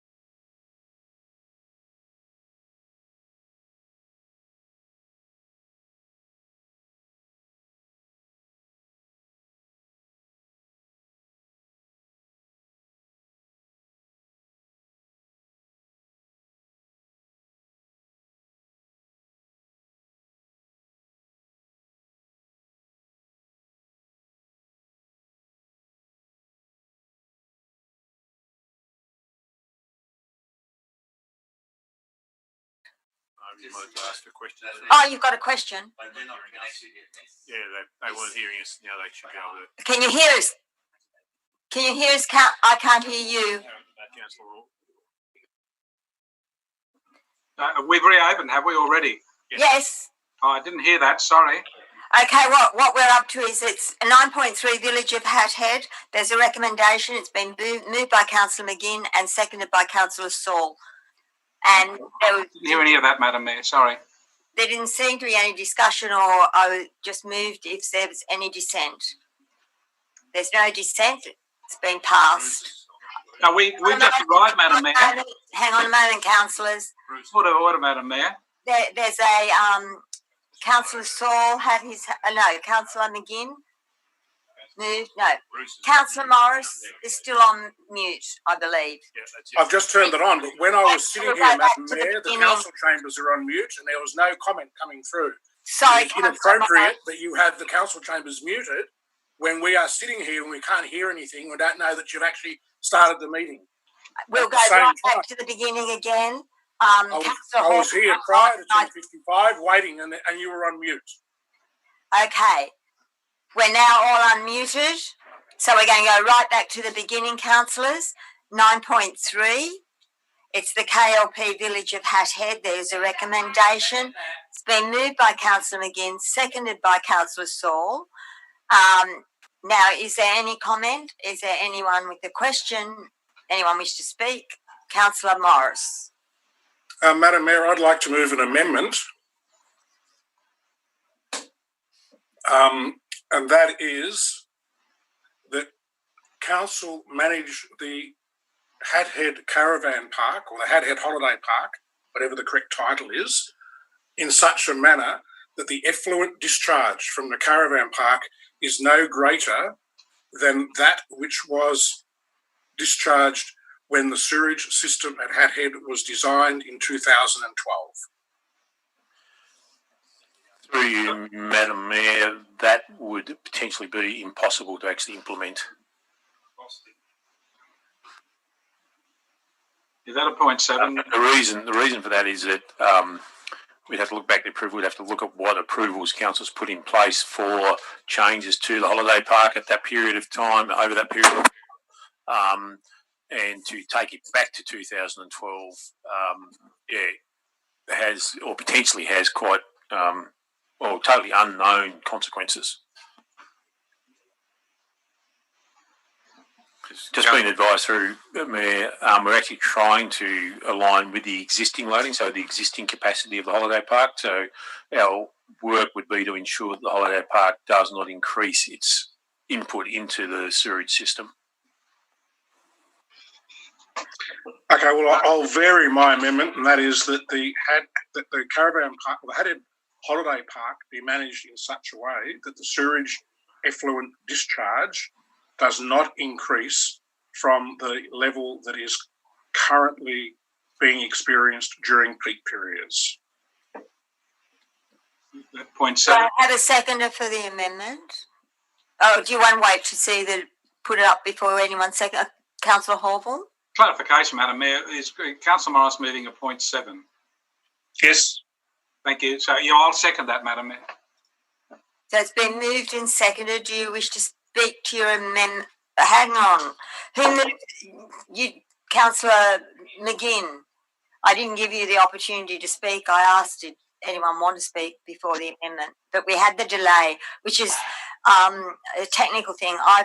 It's my apology, Councillor Morris, because I didn't see that your little microphone was still not connected.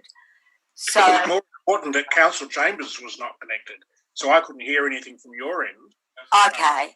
Mine doesn't need to be on. Mine can be turned on and off at my will, but yours needs to be on so I can hear that there are discussions taking place in the council chambers. Yeah, and Councillor Horval's was, and for some reason, I don't know what it was. But anyway, to go back to where we started, Councillor, you did wish to speak to the, thank you, and then we'll Councillor Morris will need to speak to the amendment. Okay. In putting this recommendation, the original recommendation, the recommendation is about ensuring that development within the Shires rural villages is compatible with the infrastructure capacity, so that being the water supply and sewerage. And the Hathead vacuum sewerage scheme is at full capacity. So that is the reason for the recommendations that are in front of us today. And this is just putting into place what has already been well researched. So I'll leave you with that. Okay. Thank you, Councillor. So, Councillor Morris. Madam Mayor, I believe that it's behoven on council to also manage their infrastructure. We're about to do a review of the layout of the Hathead Caravan Park and change it. We need to make sure that any such review does not increase the sewage effluent discharge, which could overload or further overload the system. Reading their report, the area that is under greater stress is that near the holiday park area. So therefore it's important that council make sure that that park is managed in such a way that the effluent discharge does not increase from the level, and the greatest capacity is left as possible for the village area for the public use or community use. Thank you. In fact, can we change on the being not experienced but being discharged during peak periods?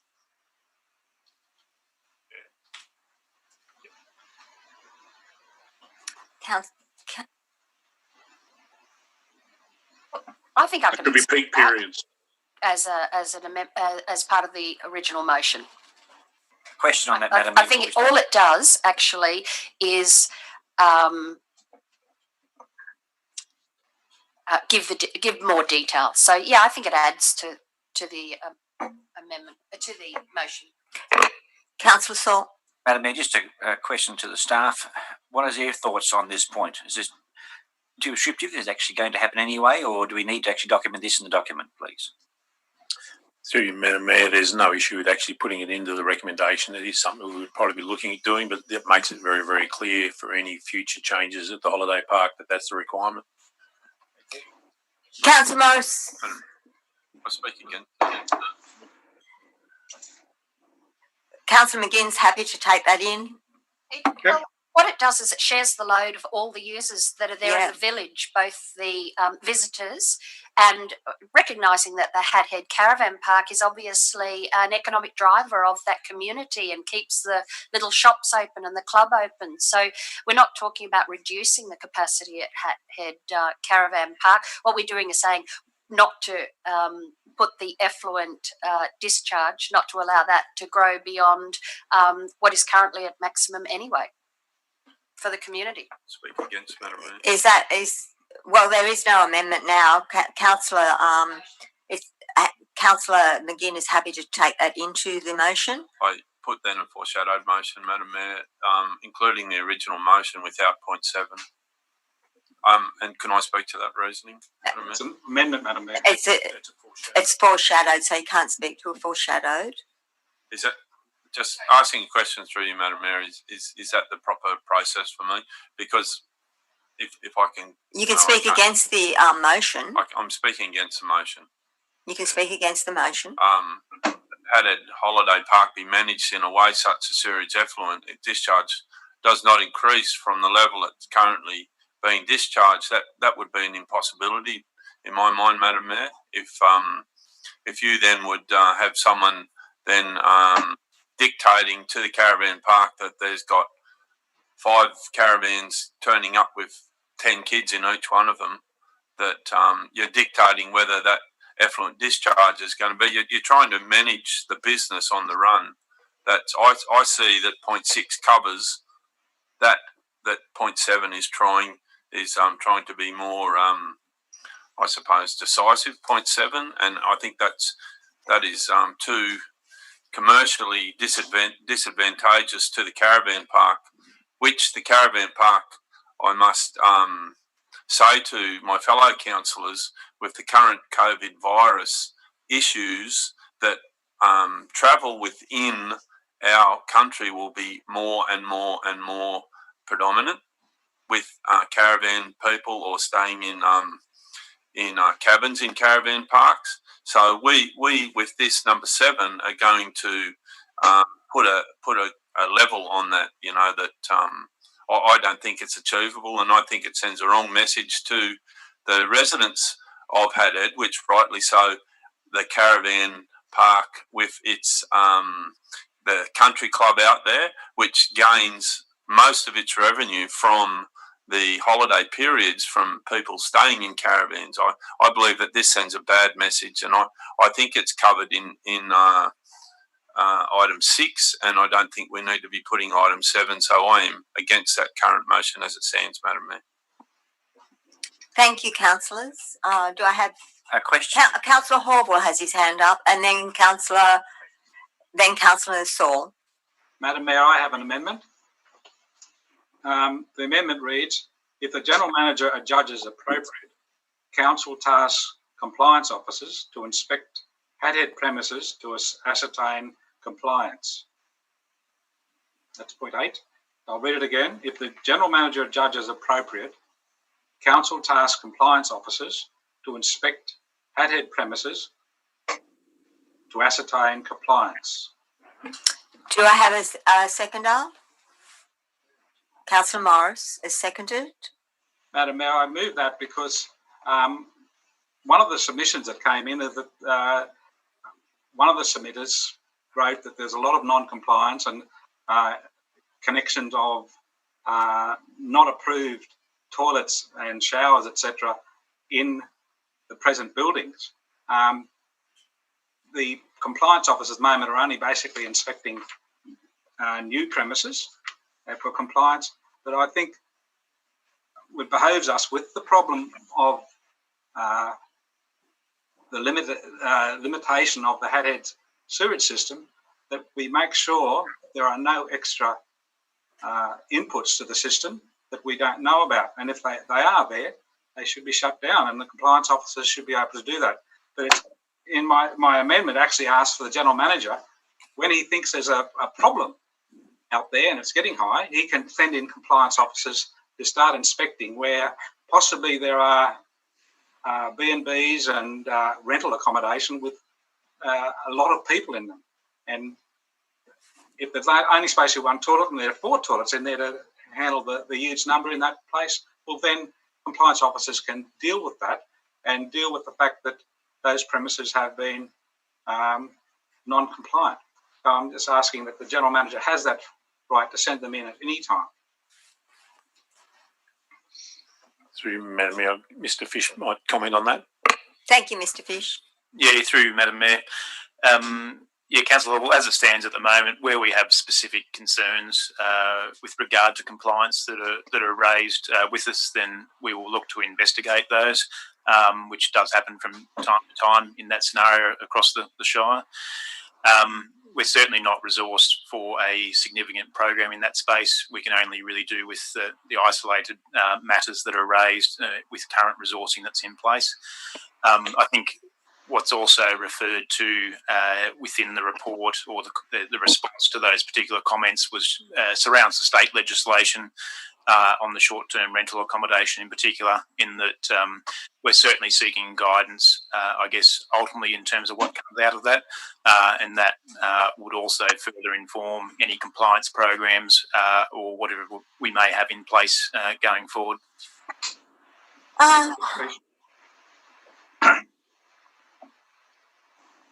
I just have to get some clarification from Manager Thorogood. The foreshadowed motion, we didn't. The amendment of Councillor Horville has been moved while we're still dealing with. Yeah, we're right. We're good. That's all right. I just wanted to go through where we were at. Okay, so we have yes. I, in my opinion, I think it's appropriate that it's not a foreshadowed motion, that Councillor Patterson's actually on amendment. That's your view. Councillor Patterson said to him when he announced it, he said, "I want a foreshadowed motion." Okay, that's his decision. Thank you. And in actual fact, it could be argued either way. But let's just take the amendment that is already in front of us. We have had a speaker for the mover. Do I have a speaker against? Oh, Councillor Saul, you've got a question. And then Thank you, Councillor Madam Mayor. Patterson. Madam Mayor, my question relates to point 7. Perhaps Director Fish may be able to question this, or the General Manager. At times, that villager Hat Head is not fully occupied. Does that actually, if in not being so, some homes are empty, especially during census time, many homes are empty. Those empty homes will impact the amount of, does those empty homes being connected to the sewage system impact the limit on the caravan park? I mean, if that were the case, are we limiting ourselves by having empty homes and not being able to have additional sites for the caravan park because there is connections in the village which aren't being utilised? I'd like that to be discussed and clarified for me, please. Mr. Fish. Yeah, through you, Madam Mayor. I guess, Councillor Saul, the critical thing would be around what the peak flow scenario. So certainly the investigation that we had done that ultimately, I guess, informed this planning proposal, considered that factor. So the peak flow is the critical time that we need to consider in terms of the system capacity. You did allude to point 7. I think I'll just add that whilst it is quite a difficult thing to implement specifically, I think whilst ever the footprint of the holiday park remains as it is, or of similar area to what it is now, then you would expect the loadings to obviously unchanged. So going forward, in terms of point 7, if that was to remain in, it would be more about ensuring that the existing area of the holiday park, I guess, is maintained as an area going forward until such time as there's any change to the sewage scheme. Question. Madam- It's in relation to. You can take that question. I'm happy with that, Madam Mayor. Councillor McGee. Thank you. I just wanted to confirm, because it was my understanding that when we were talking about peak flow, we are talking about the holiday park when it's at peak capacity. So that's my question. That's what we're talking about. Peak flow is at peak capacity. So therefore, at any time that the holiday park is at full capacity, that's the level we're talking. So we're talking about reducing the capacity of the holiday park at any time during the year. No. There's no reason why the bookings at the caravan park couldn't double as long as they didn't get any bigger at the Christmas and the peak holiday periods. Why are we restricting them? Thank you, Councillor. Do I have any speakers for against the Councillor Patterson? Speaking against, once again, Madam Mayor, 7 and 8. I'm speaking against 7 and 8. So 8 is that's being descriptive of telling the General Manager what he's not. That's the council's job to start with. That's where compliance officers. That's what they deal with. We don't need to be telling them what to do because they do that anyway. I do believe that this, just coming into our meeting today, this is policy on the run once again, unfortunately, and I plead with Councillor McGinn to remove number, 7 and 8 from her notice of motion. That reading recommendation number 6. Point of order. Council amend Kempsey Development Control Plan HADAD development requirements Point of order. by posting water and sewer infrastructure limits. What was the point of order? Madam Mayor, Councillor Patterson has framed Councillor McGinn's motion as a notice of motion. I think we all got the nuance that he just made an error in that. It was the recommendation.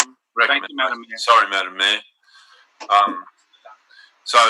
So the development on no new or expansion of on-site disposal systems.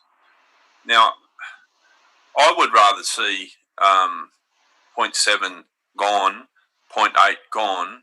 Point 7 to me would be that council advertise the fact that the renewal of the sewer system to cope with future requirements of HADAD Township and Holiday Park be advertised that it is a priority for council in future operating plans or future 10-year plans, because we need to send a message to people that come here and holiday. This is one of our largest, if not the largest, through you, Madam Mayor, to General Manager, the income producing caravan park, first or second?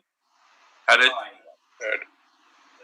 Third. So it's quite a large producer of income for council that we then spend the funds on those areas. I just find that this is policy on the run by saying that Hathead Park be managed in such a way that the sewage effluent system does not increase from the level that's currently being discharged at.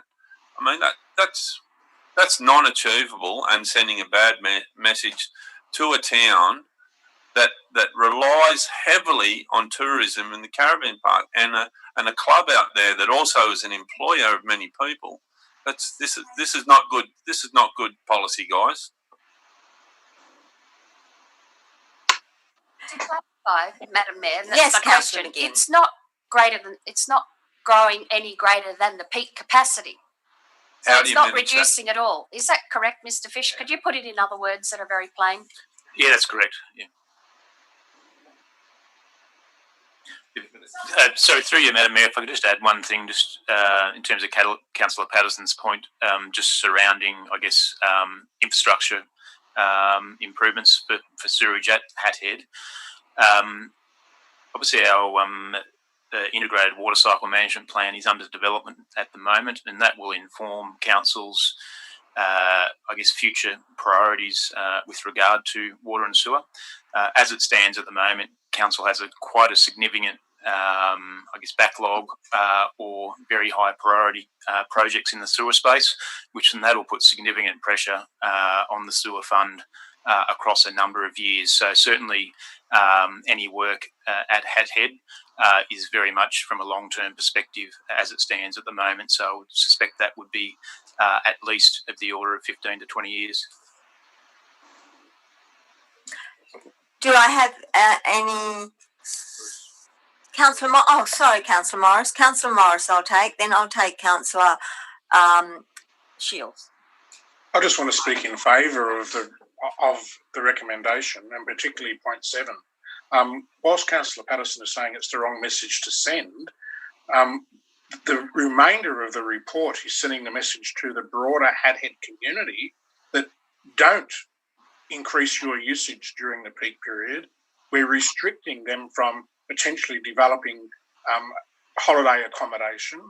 We're restricting the potential for new houses to be built or land to be subdivided for new houses to be built.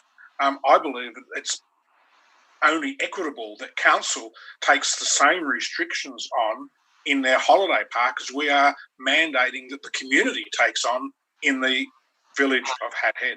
So I fully support the changes that Councillor McGinn accepted into the original recommendation. But equally, I support the remainder. But at the same time, we need to be looking at a means of improving the situation for Hathead. If that takes 15 or 20 years, which is probably the likely time frame, we need to be cognizant of that, and we need to be working with the community to make sure that we all carry the burden the same way. Councillor Shields. Thank you, Madam Mayor. Just a question or a point of clarification. I think we're on different pages here. Just to say, number 7, to me that says in the future, when we're redeveloping the caravan park and talking about future design, that we're not actually going to increase the envelope, we're not actually going to increase the number of sites, because obviously the sewer system cannot take any increase in demand, and which is obviously why council are going to the effort of increasing the minimum lot size to 1,400 square metres. We're not talking about monitoring individually the amount of discharge that comes out. Like, we're not asking,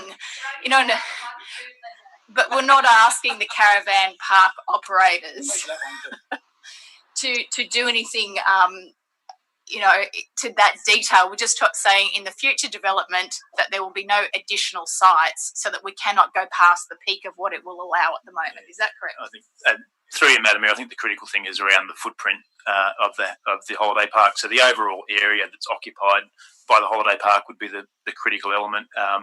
The arrangement of sites could be considerably different and have no impact on loading, if not potentially reduce loadings. But the footprint for mine, I think, is the critical aspect, probably out of that 0.7 as it stands at the moment. And so we're not deterring tourists as such. We're just saying that it's not going to go past the capacity that it's at for sites at the moment. Yes, that would be correct. Yeah. Councillor Saul. Thank you, Madam Mayor. To speak on the issue, I commend Councillor Patterson. He has passion on the issue. And my other concern was if this 0.7, why wasn't that brought up by the staff in the beginning? Why is it added to it now? Thank you. Director Fish, through the General Manager. Yeah, you're right. Yeah, I think through you, Madam Mayor, I think it's really it would have been a matter that we would have put it in taking into account in any case. We well and truly understand that the loadings can't be increased, particularly in that part of the catchment. So it's just a constraint that would need to be worked in terms of any work at the holiday park.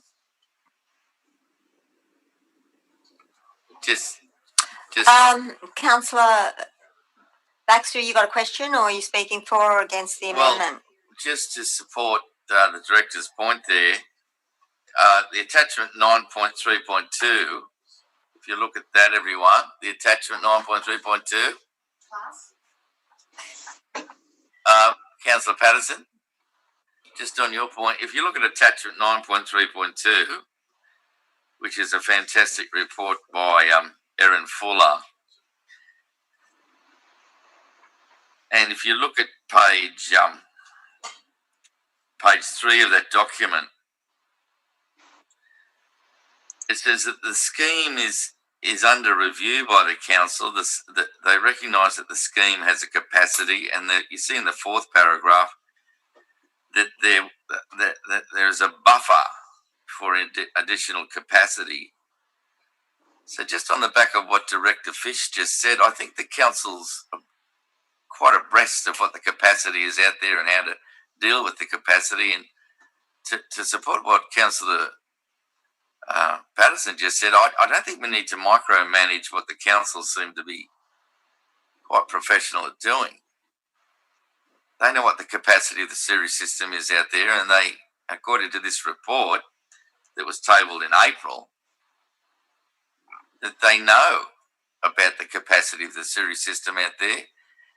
And you see in paragraph 3, they're fully aware of the cost that the council will incur if the capacity was exceeded. So I don't think we need to micromanage. I think that's an excellent report right there. And if we're going to tell the staff, how to hold their shovels, I think just leave it as it is, and I think and trust that the staff are professional enough to deal with this.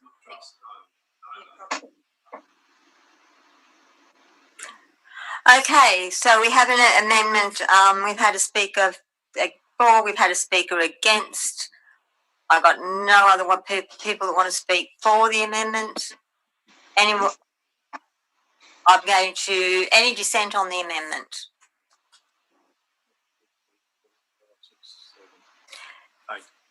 8. Okay, the amendment's been lost. We now go back to the amendment, Motion. the original motion, which is point 1 to 7. You accepted 7 into it. Madam Mayor, I didn't accept that, but that it doesn't matter. Only the mover has to accept it.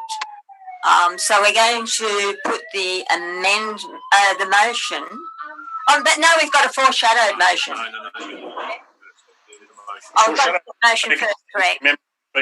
Madam Mayor, in interest of the debate and the discussion, I'll remove 7, and I'll tell you why I'll do it. Because it satisfies me that we have a professional organisation that can bring this into consideration. I think the discussion has been made that obviously the pain has to be felt across the rural residents, the residents as well as the holiday park. And I think that I can trust, honestly, even though we've had a good discussion about managing the effluent across all of the business, all the units that are there, I'm happy to withdraw 7. I think that the point is well taken, and I'm sure our staff will manage it appropriately with their professionalism. Thank you, Councillor. Councillor Morris. Put it back in as an amendment, please, Madam Mayor. So we have an amendment. Do I have a seconder for the amendment? Councillor Horval. Do you wish to speak, Councillor Morris? Or I believe that, yes, whilst the staff will be implementing it, it is important that we demonstrate to the community that we accept that there should be a sharing of the reduction or the impact of the limited sewerage capacity. And having point 7 there clearly demonstrates that to the community, that council is taking part of the pain as well as the broader community. Thank you. Do I have any speakers against? Do I have any dissent on the amendment? There's 7 dissent. The amendment's been lost. We now go back to the original motion. Any dissent on the original motion? 2. Thank you. It's been carried. Thank you, 9.4, the mayoral and councillor fees for 2020. There's a recommendation. Do I have a mover? I'll move it. I'll second it. It's been moved by Councillor Patterson and seconded by Councillor McGinn. Do I have Councillor Horval? Madam Mayor, I have an amendment, but I'm just catching up with the system. I'll get to it. It's 9.4. Yes. So I've emailed to Mr. Thorogood my amendment, which is to add to the recommendation at the end of it, after councillors, which is no increase over the previous year. The mayor receives a fee for mayor and councillor combined. That's my amendment. It actually adds information. I'm happy to speak to it. If I get a second, Madam Mayor.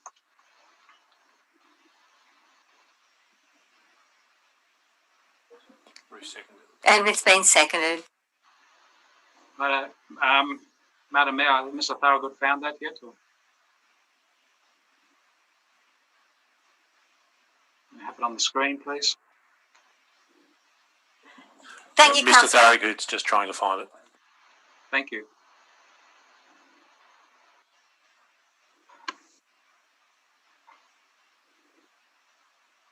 Thank you very much, Mr. Thorogood. My amendment is to clarify the situation.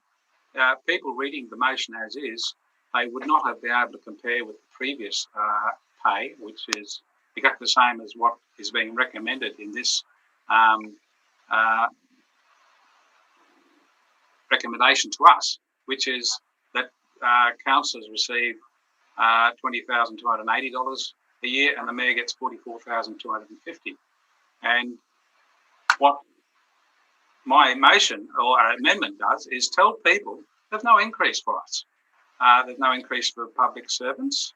There's increase for our staff, and they deserve it, of 1.5%. But councillors are not taking a wage increase or any remuneration increase, and we need to tell the people that. The fact that it's been mandated by the tribunal that we get no increase isn't in the actual motion. So I'm making sure that the motion is clarified. We also need to know that the mayor is not just getting twice, and some people may read that, twice what the councillors are getting. She's getting $44,250 on top of the $20,280, and she deserves it. And compared to other councils in other states, she is very lowly paid for the amount of work she does and that number of hours she puts in. She's earning about $65,000 in total.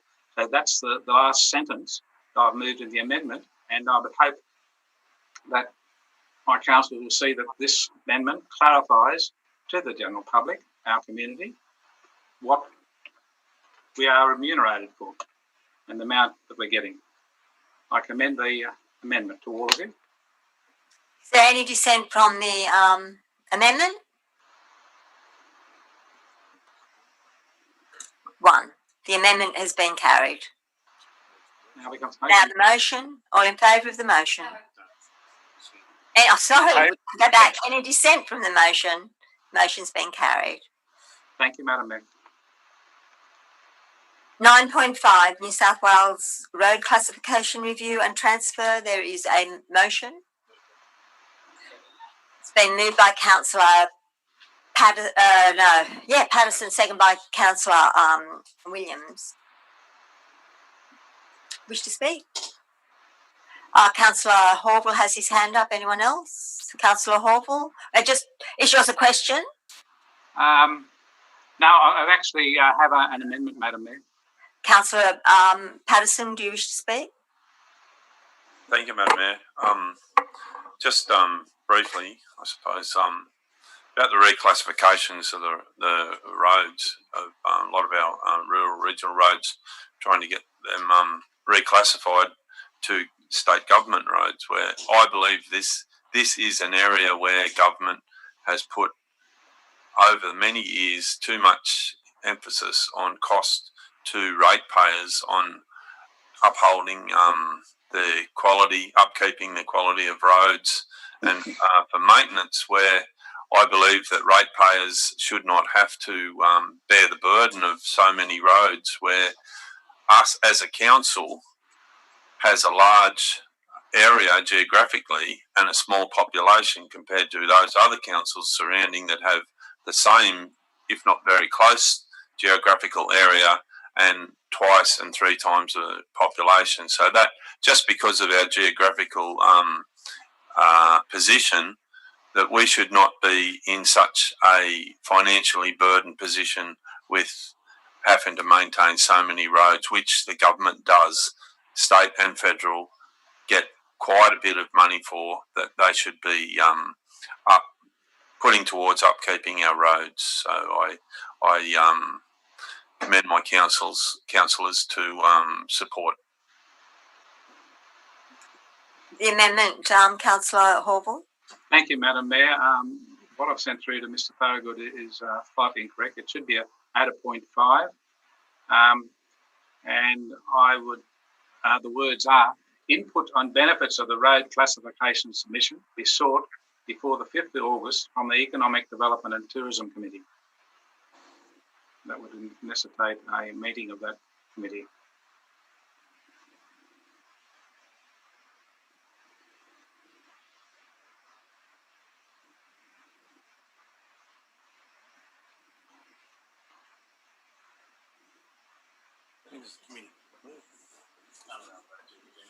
That's only one of them,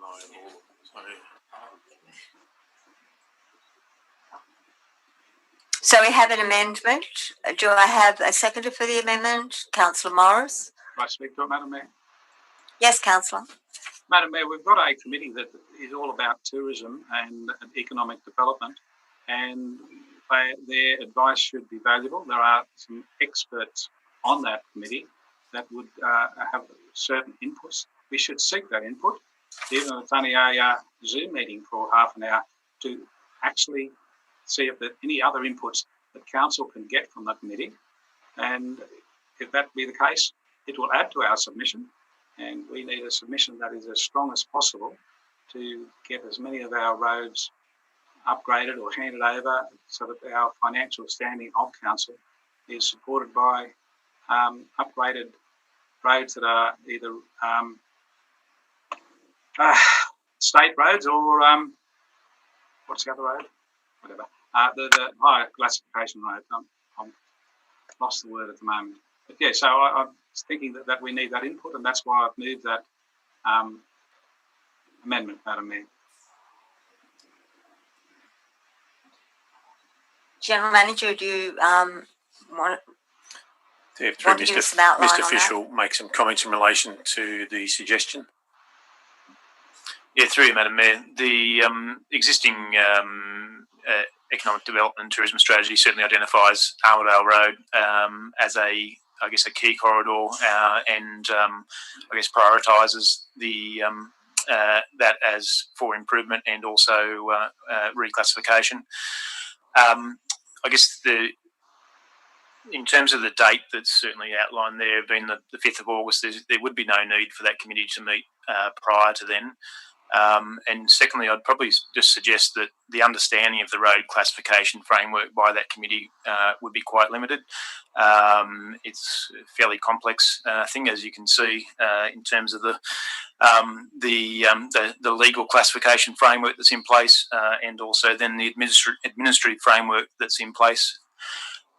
So it would be something that would be certainly difficult for that committee to provide comment on. I think certainly tourism uses and economic development will be key aspects of ultimately what we would submit on for particular roads as we assess against the criteria that are outlined for the various respective classes for road. No speakers against. Any dissent on the amendment? The amendment's been lost. 8. Madam Mayor, could I ask a question, please? No, not on that. Sorry, that one's gone. We've moved on. Thank you, councillors. We're back to the motion. Yeah. I asked a question last night about Marais River Road and about the possibility of having it including in our application for recommendation of reclassification. I understand that about there being 2 ferries on the other end of the road, but I just wondering if we included that in our application, that would send a message to the state and federal government that we are looking forward to that road being a regional road, which will be carrying quite a bit of traffic with tourism over the years, and that may bring forward the options of putting a bridge or a tunnel on the other end of it in the future. I don't know. Feedback from you, Madam Mayor, or from General Manager, or to the General Manager. Yeah, through you, Madam Mayor. As listed in the report, there are roads that we've listed there that we believe certainly should be strongly considered for ultimately for submission for reclassification. We have also listed a small number of other roads that that I guess we considered in that discussion, but didn't necessarily think they would present a strong case, and Marais River Road was one of those. Whilst it's been recognised for sealing, and that's a great outcome, in considering I guess that particular road against the regional road or state road criteria, for example, we believe it would probably be a difficult case to make. So we've essentially listed there that we wouldn't do any further assessment of that particular road. Just Councillor Baxter. Just on Councillor Patterson's point, the tourist drive that goes down Crescent Head Road goes all the way up the coast, up the Southwest Rocks. I'm not sure if it goes to Scott's Head, but that number 12 tourist drive that's signposted, to my mind, once the road is sealed, wouldn't the beautiful tourist drive from Laurelton up through Port, up to Scott's Head, couldn't we request to the state government? I don't know who designs these tourist drives, but couldn't the tourist drive start at Laurelton and bring tourists up along that beautiful coast up through Port, and then up through Marais River Road up through to Scott's Head? Through Madam Mayor, my understanding is the tourist road already comes from Laurelton, comes in at Kew, I think, from memory, and comes up through Laurelton, Bonny Hills, Lake Cat-Eye. Yes. The issue is still always going to be the ferries. Oh, I think that's the point that Mr. Fisher's making here, that given the limitation of the ferries, the road use, those sorts of things, it probably won't stack up with this. It'll be something that, we'll hold on to. However, if there's opportunity to put it into this classification and discussions, we will. but if we don't see it being successful, that doesn't preclude it from being used as a tourist road, though. They're two totally separate things. Yeah. Well, I mean, by definition, if you're on holidays, you're not really worried about the clock. So I think tourists are going to use the ferry anyway. But we need to get back to the recommendation. Okay. I'm putting the recommendation. Madam Mayor, may I ask a question, please? Yes, Councillor Horval. To the appropriate council officer, Madam Mayor, through you. Point 3, preparing a submission with Armidale Regional Council to the New South Wales Road Classification Review and Transfer Independent Panel. Lovely name. With respect to the Kempsey Armidale Road, looking to work with our Armidale Regional Council to make it a state road is what I'm reading in point 3.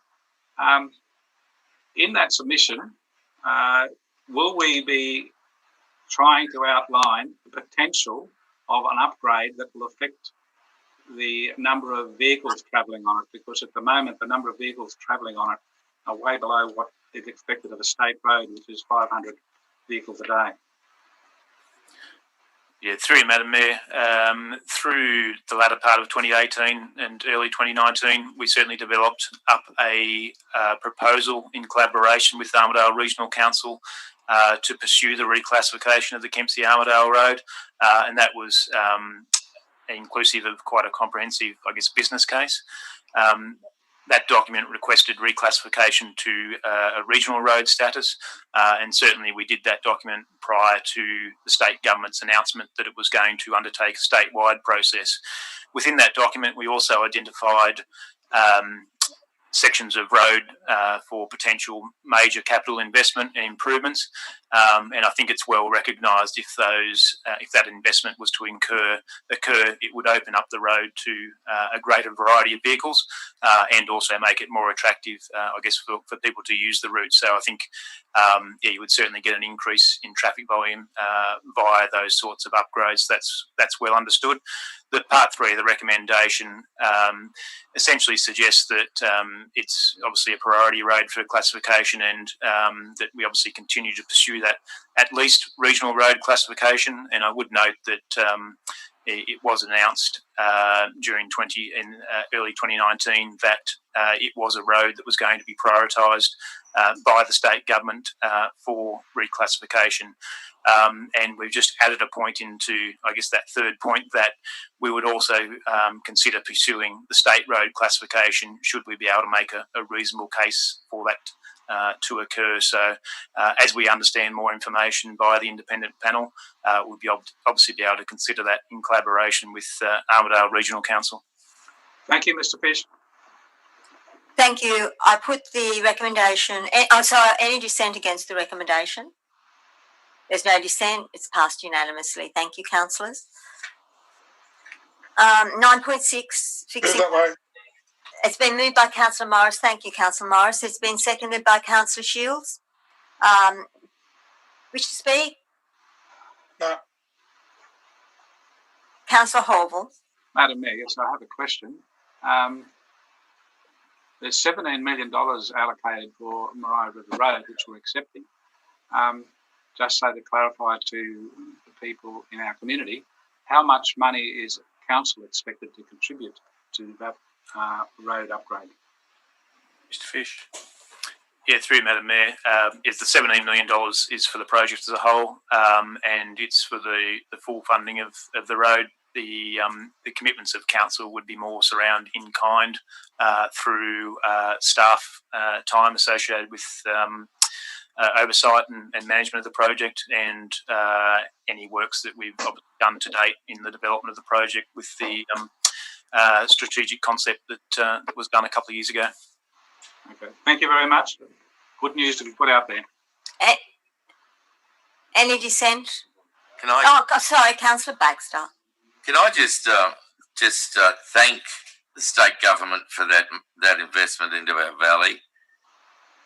Something we didn't look at in the local strategic planning statement. We got a bit bogged down there.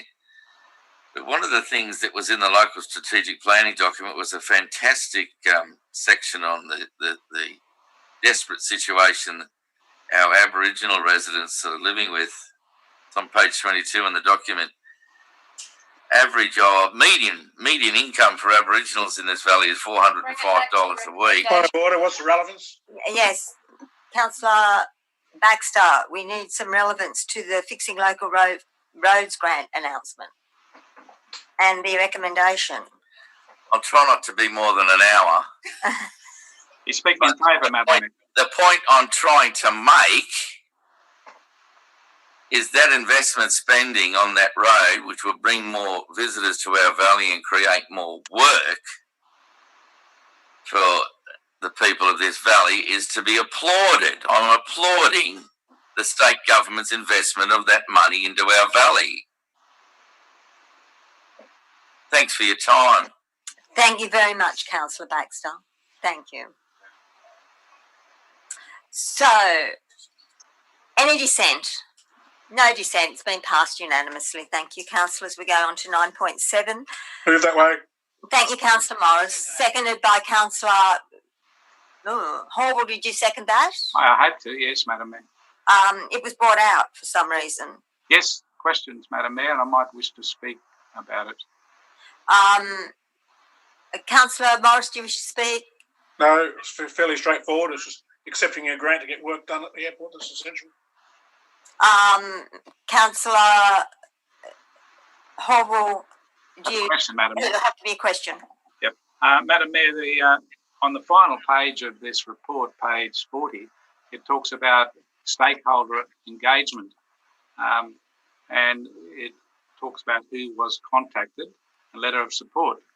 But as it says in the report before the conclusion, engagement of the current airport tenants will occur during the project planning design phase.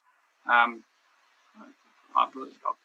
Kempsey Flying Club wasn't involved, it appears. The people who are leasing the hangars out there. And was that an oversight?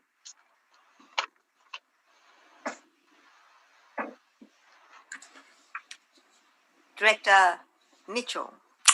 Through you, Madam Mayor. The report, Councillor Horval, obviously lists those stakeholders which provided letters of support. As the report sort of fairly clearly states, this project will address mainly around safety issues and will also provide a lot of opportunities around improving some of those operational requirements that users such as the RFDS have on the airport.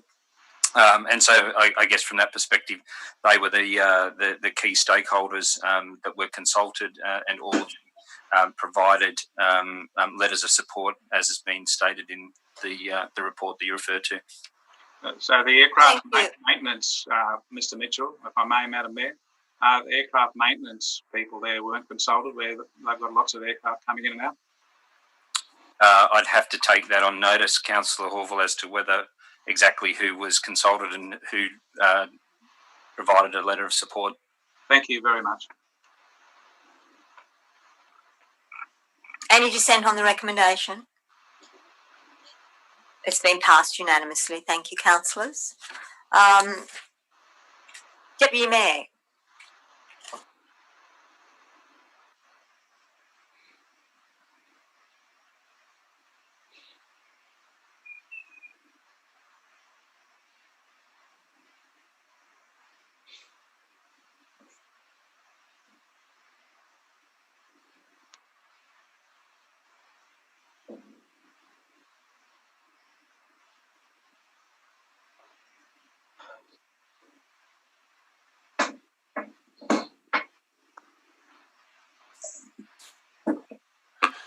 Thank you. 9.8, Country University. So we've moved Councillor McGinn and seconded Councillor Shields.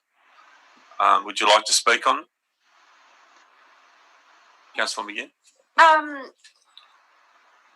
Yes, I will just say a few words. I think that it's fabulous that we are going to get a country university centre to Kempsey.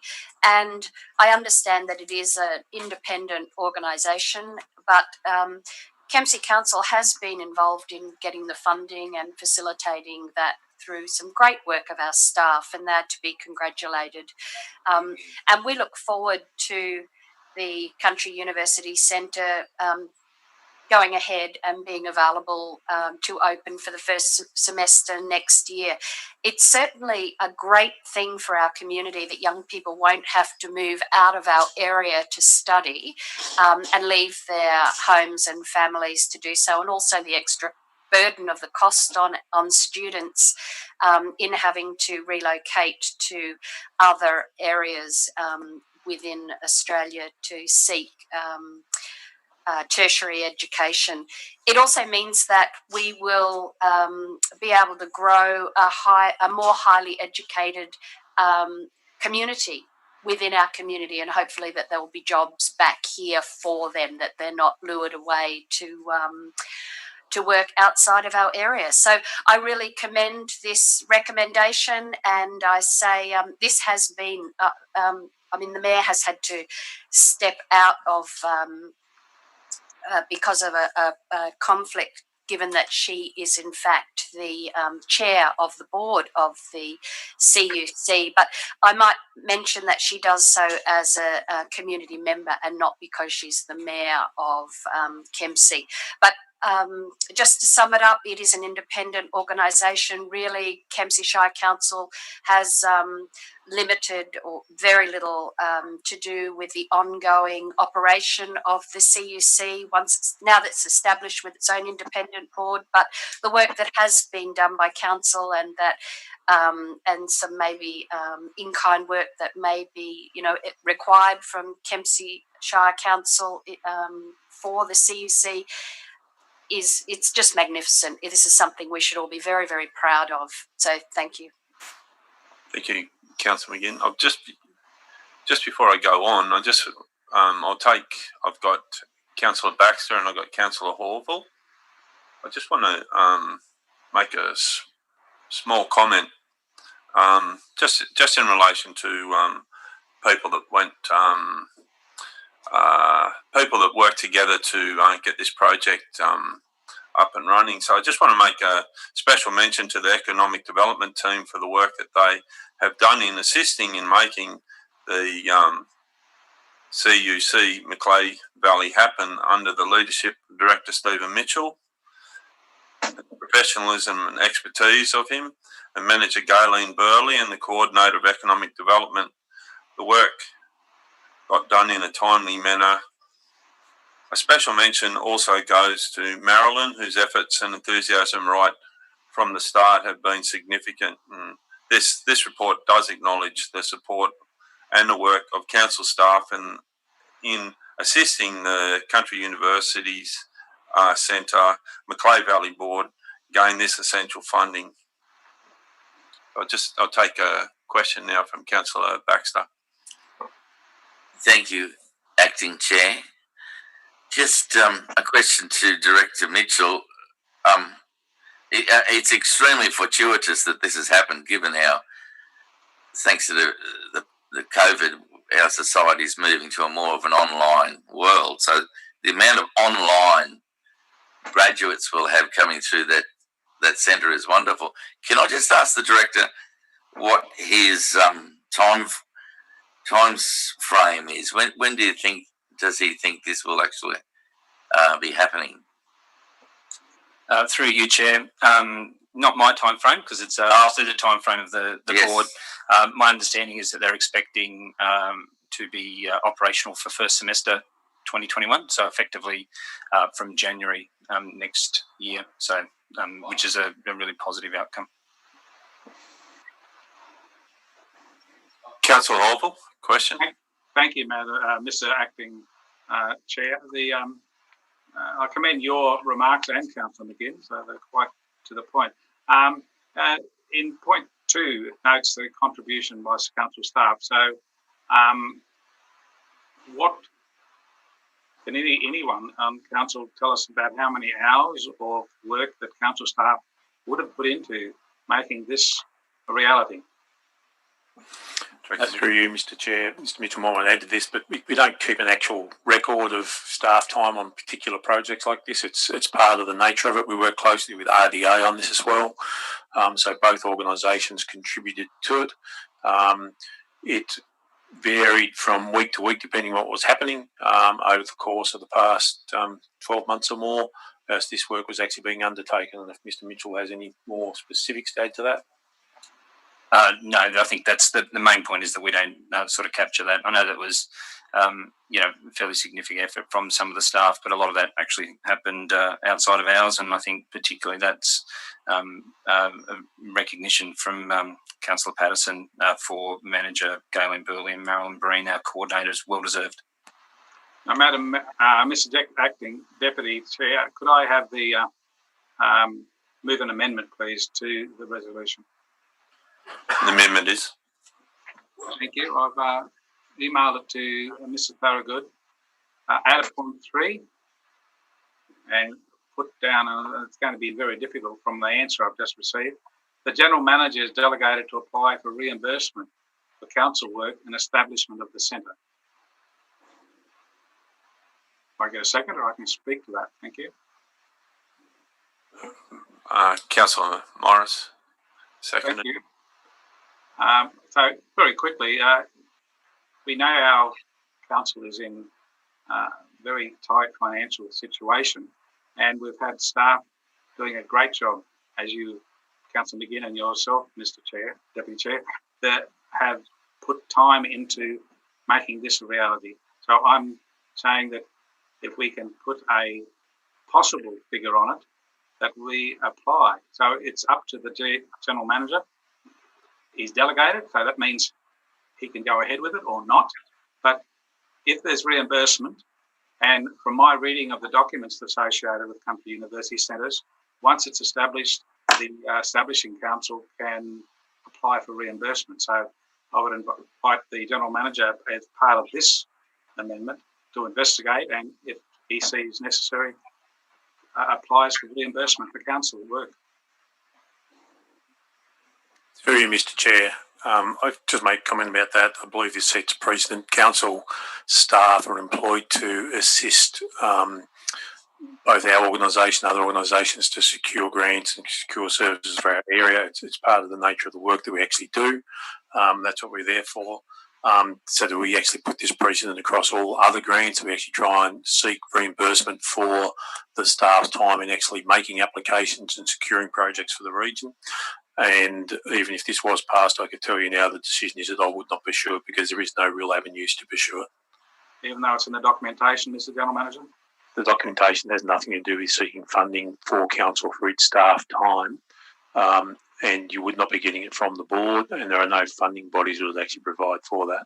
I'll just make a small comment on this. The reimbursement, in my mind, that is for the whole of the reimbursement will be a millionfold to the whole of the MACLEAY of this funding, which has been offered to us by state and federal governments.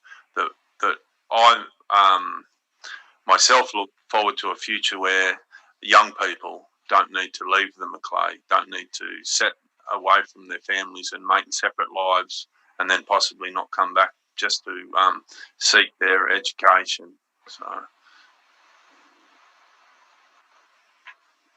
So, and put the amendment. Have we got dissent on the amendment?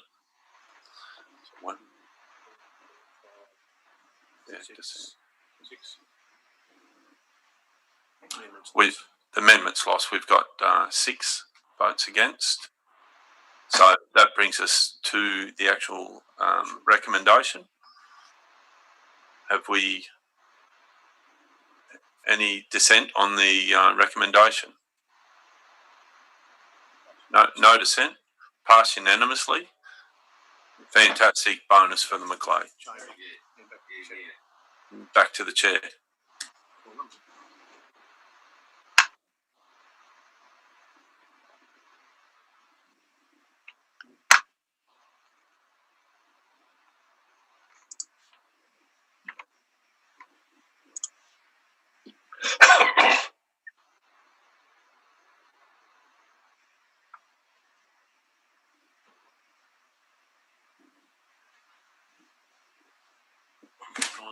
Thank you,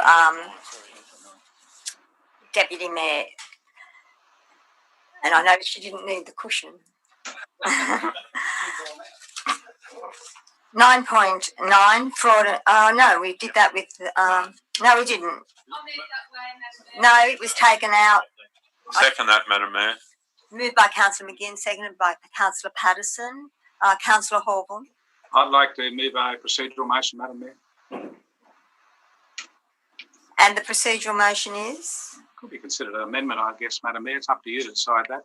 I would move that we defer to August Council the adoption of the fraud and corruption policy until it is redrafted with witness protection provisions and the deletions of, where appropriate, in 2C and 6 from the policy. Is there a second, or I can explain that? It's been seconded by Councillor Morris. Thank you, Madam Mayor. There's no urgency on adopting this policy, and in any organisation, we're getting a policy that will go forward from this point, or when it's adopted, for years to come. And there's no accusations of anything against any staff member, but we need to have the policy very clear. And we know in the past that whistleblowers or witness protection, either way you put it, witness to the fraud, they need protection. They shouldn't be dismissed. They shouldn't be persecuted in the workplace. And that needs to be in the provisions of this. In talking towards getting deletions of where appropriate out of the policy, both those mentions of where appropriate leaves the decision of whether to go to ICAC or the police when fraud or corruption is found to exist as only being an option to go to them.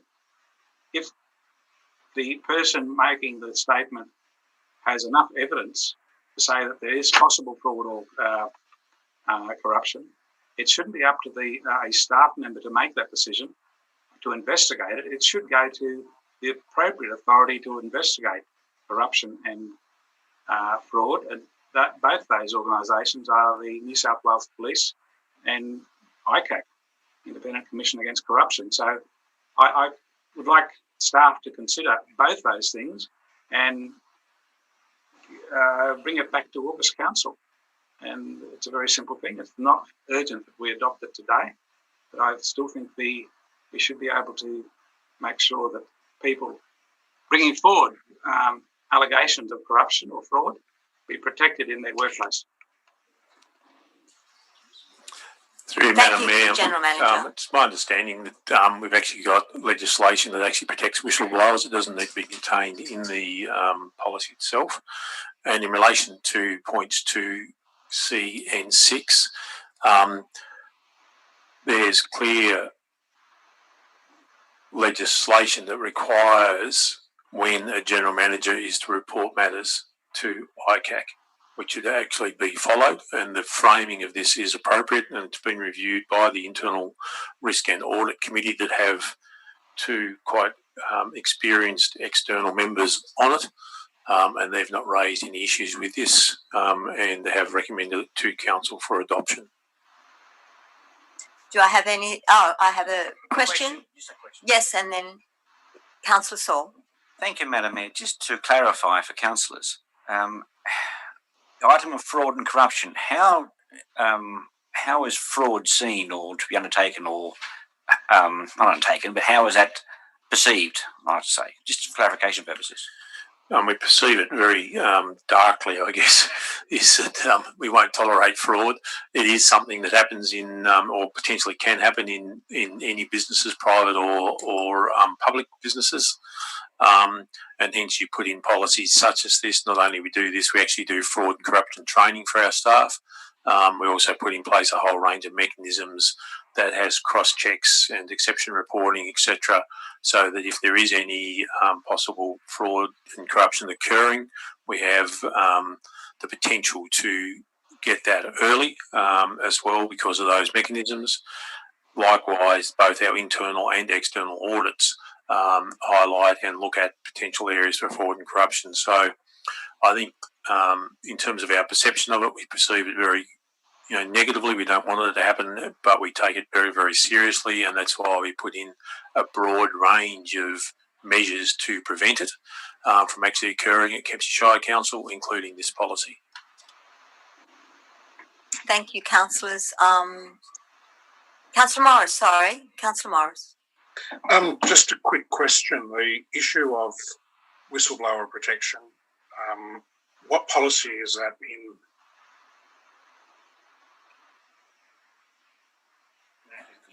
What council policy covers that? It's in my understanding from memory, I have to double check, but it's in the protected interest disclosure area. Can that at least be added as a related Kempsey Shire Council policy to this document? Because that policies and that are all, we don't read them in isolation. They are read and taken together, and certainly if someone was to make a disclosure under this policy, we would be utilising those mechanisms to ensure they are protected. But at this stage, what I was getting at is that we have got down the bottom of the document related Kempsey Shire Council policies, and there's 5 policies there. The policy that you just mentioned on whistleblower could be added to that list, which would alert somebody to the fact that that is a relevant policy that should be referred to in conjunction with this one. So all I'm asking is that policy number and its title be added to that list of related policies. We could do that. Because it's not there at the moment from the policy that you said that it is under.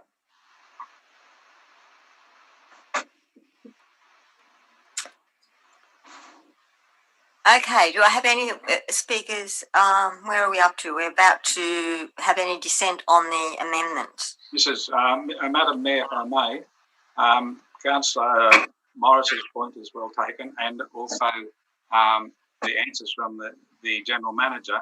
I'll withdraw my amendment because I believe the protection of complainants would be contained in that policy that the General Manager referred to. So I'll withdraw it. Thank you.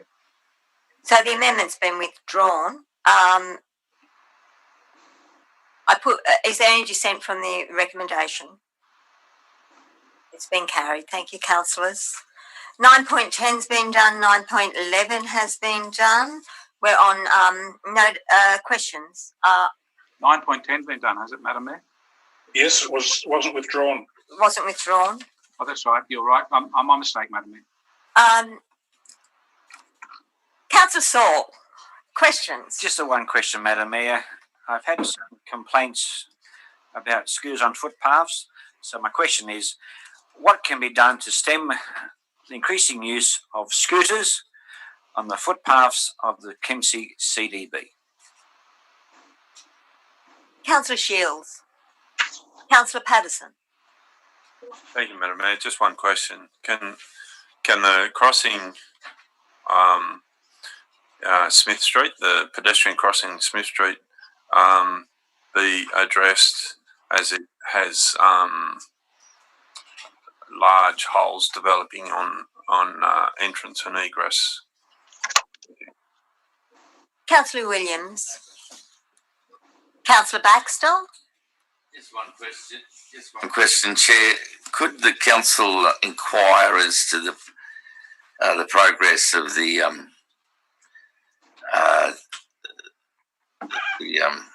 ambulance station and the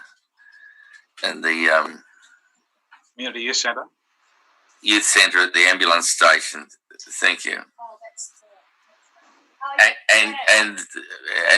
And with that, the movement with the Headspace grant, the $10 million grant we got from the federal government last year for the Headspace facility. Oh yeah, but is that federal? Public Health Network. State. Councillor McGinn. No questions. Councillor Morris. Is it? How many parking infringement notices have Kempsey Shire Council issued by month for the period 1 July 2019 to 30th of June 2020?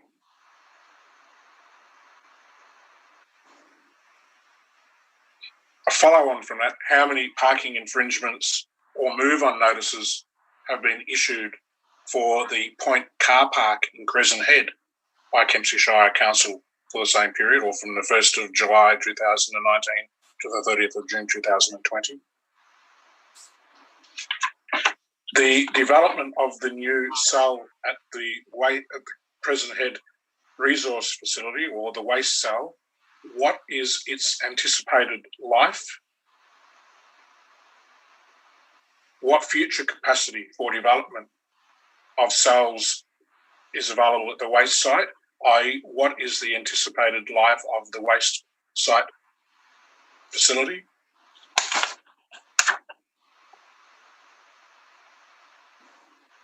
What funds are available within the long-term financial plan for the implementation of the Crescent Head Master Plan when adopted? What is the current status timeframe for any works at Horseshoe Bay to improve access roads and vehicle parking? And is any funding available within the long-term financial plan? In the event that funding for the implementation of works at Southwest Rocks and the Crescent Head Master Plan are not available in the long-term financial plan, what capacity has Council got to match grant funding if required for such works?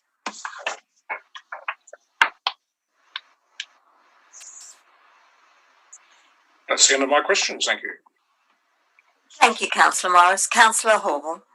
Thank you, Madam Mayor.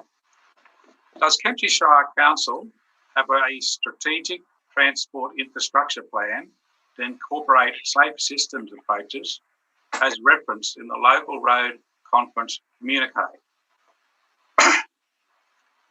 Noting that Armidale and the University of New England are in the Macleay Valley, whilst Crescent Head and Cundabang are not in the Macleay Valley, would it be possible to ascertain from the Council Coordinator, Economic Development and Tourism, how she decided in item 9.3, report to the 11th of December 2019 Council, on whether any other names were considered before finally designating it the Country University Centre Macleay Valley? And if so, what were they? When has Council staff or Environmental Protection Agency staff assessed whether there is any possible contamination of Christmas Creek from the Kempsey Regional Sale Yard's effluent holding tanks, and is this ongoing? What would be the cost of installing a council chamber multi-camera broadcast facility similar to Armidale Regional Council's equipment? When is the planned decommissioning and site remediation of the now unused fuel facility at Kempsey Airport going to occur? What was Kempsey Shire Council's cost and percentage input to the new railings installed on the Kempsey traffic bridge? When did Kempsey Shire Council first become aware that residents of the Upper Macleay River may have been drinking from contaminated water sources? Is the Kempsey Shire Council aware of any existing data from New South Wales Health which relates to cancer mortalities in the Kempsey Shire and specifically the Upper Macleay region, and can such data be provided to councillors? With reference to the 2016 GHD desktop and stage 2 report to assist authorities in priority rehabilitation works following the identification of contaminated water supplies in the Macleay, with 13% of antimony flux and 30% of arsenic flux in the river being sourced from non-mining catchments and occurring naturally in the water, does this mean that the remaining 87% of antimony flux and 70% of arsenic flux occurs due to mining or human-related activities? How are current water rehabilitation works progressing in the Upper Macleay? And finally, is it likely that unsafe levels of antimony and arsenic still exist in the Upper Macleay River? Item number 11, confidential matters, moving into, thank you, Councillor Saul, seconded by Councillor Patterson. We are now moving into confidential, so if we could please shut the doors and make sure that the screen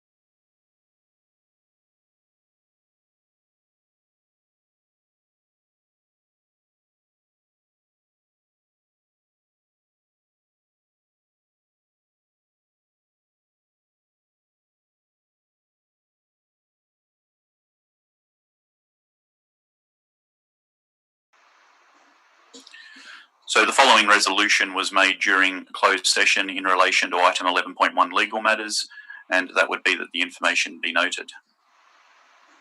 Thank you very much. That ends the council meeting for July 2020. Thank you, councillors. Thank you, Councillor Corporal, Councillor Morris.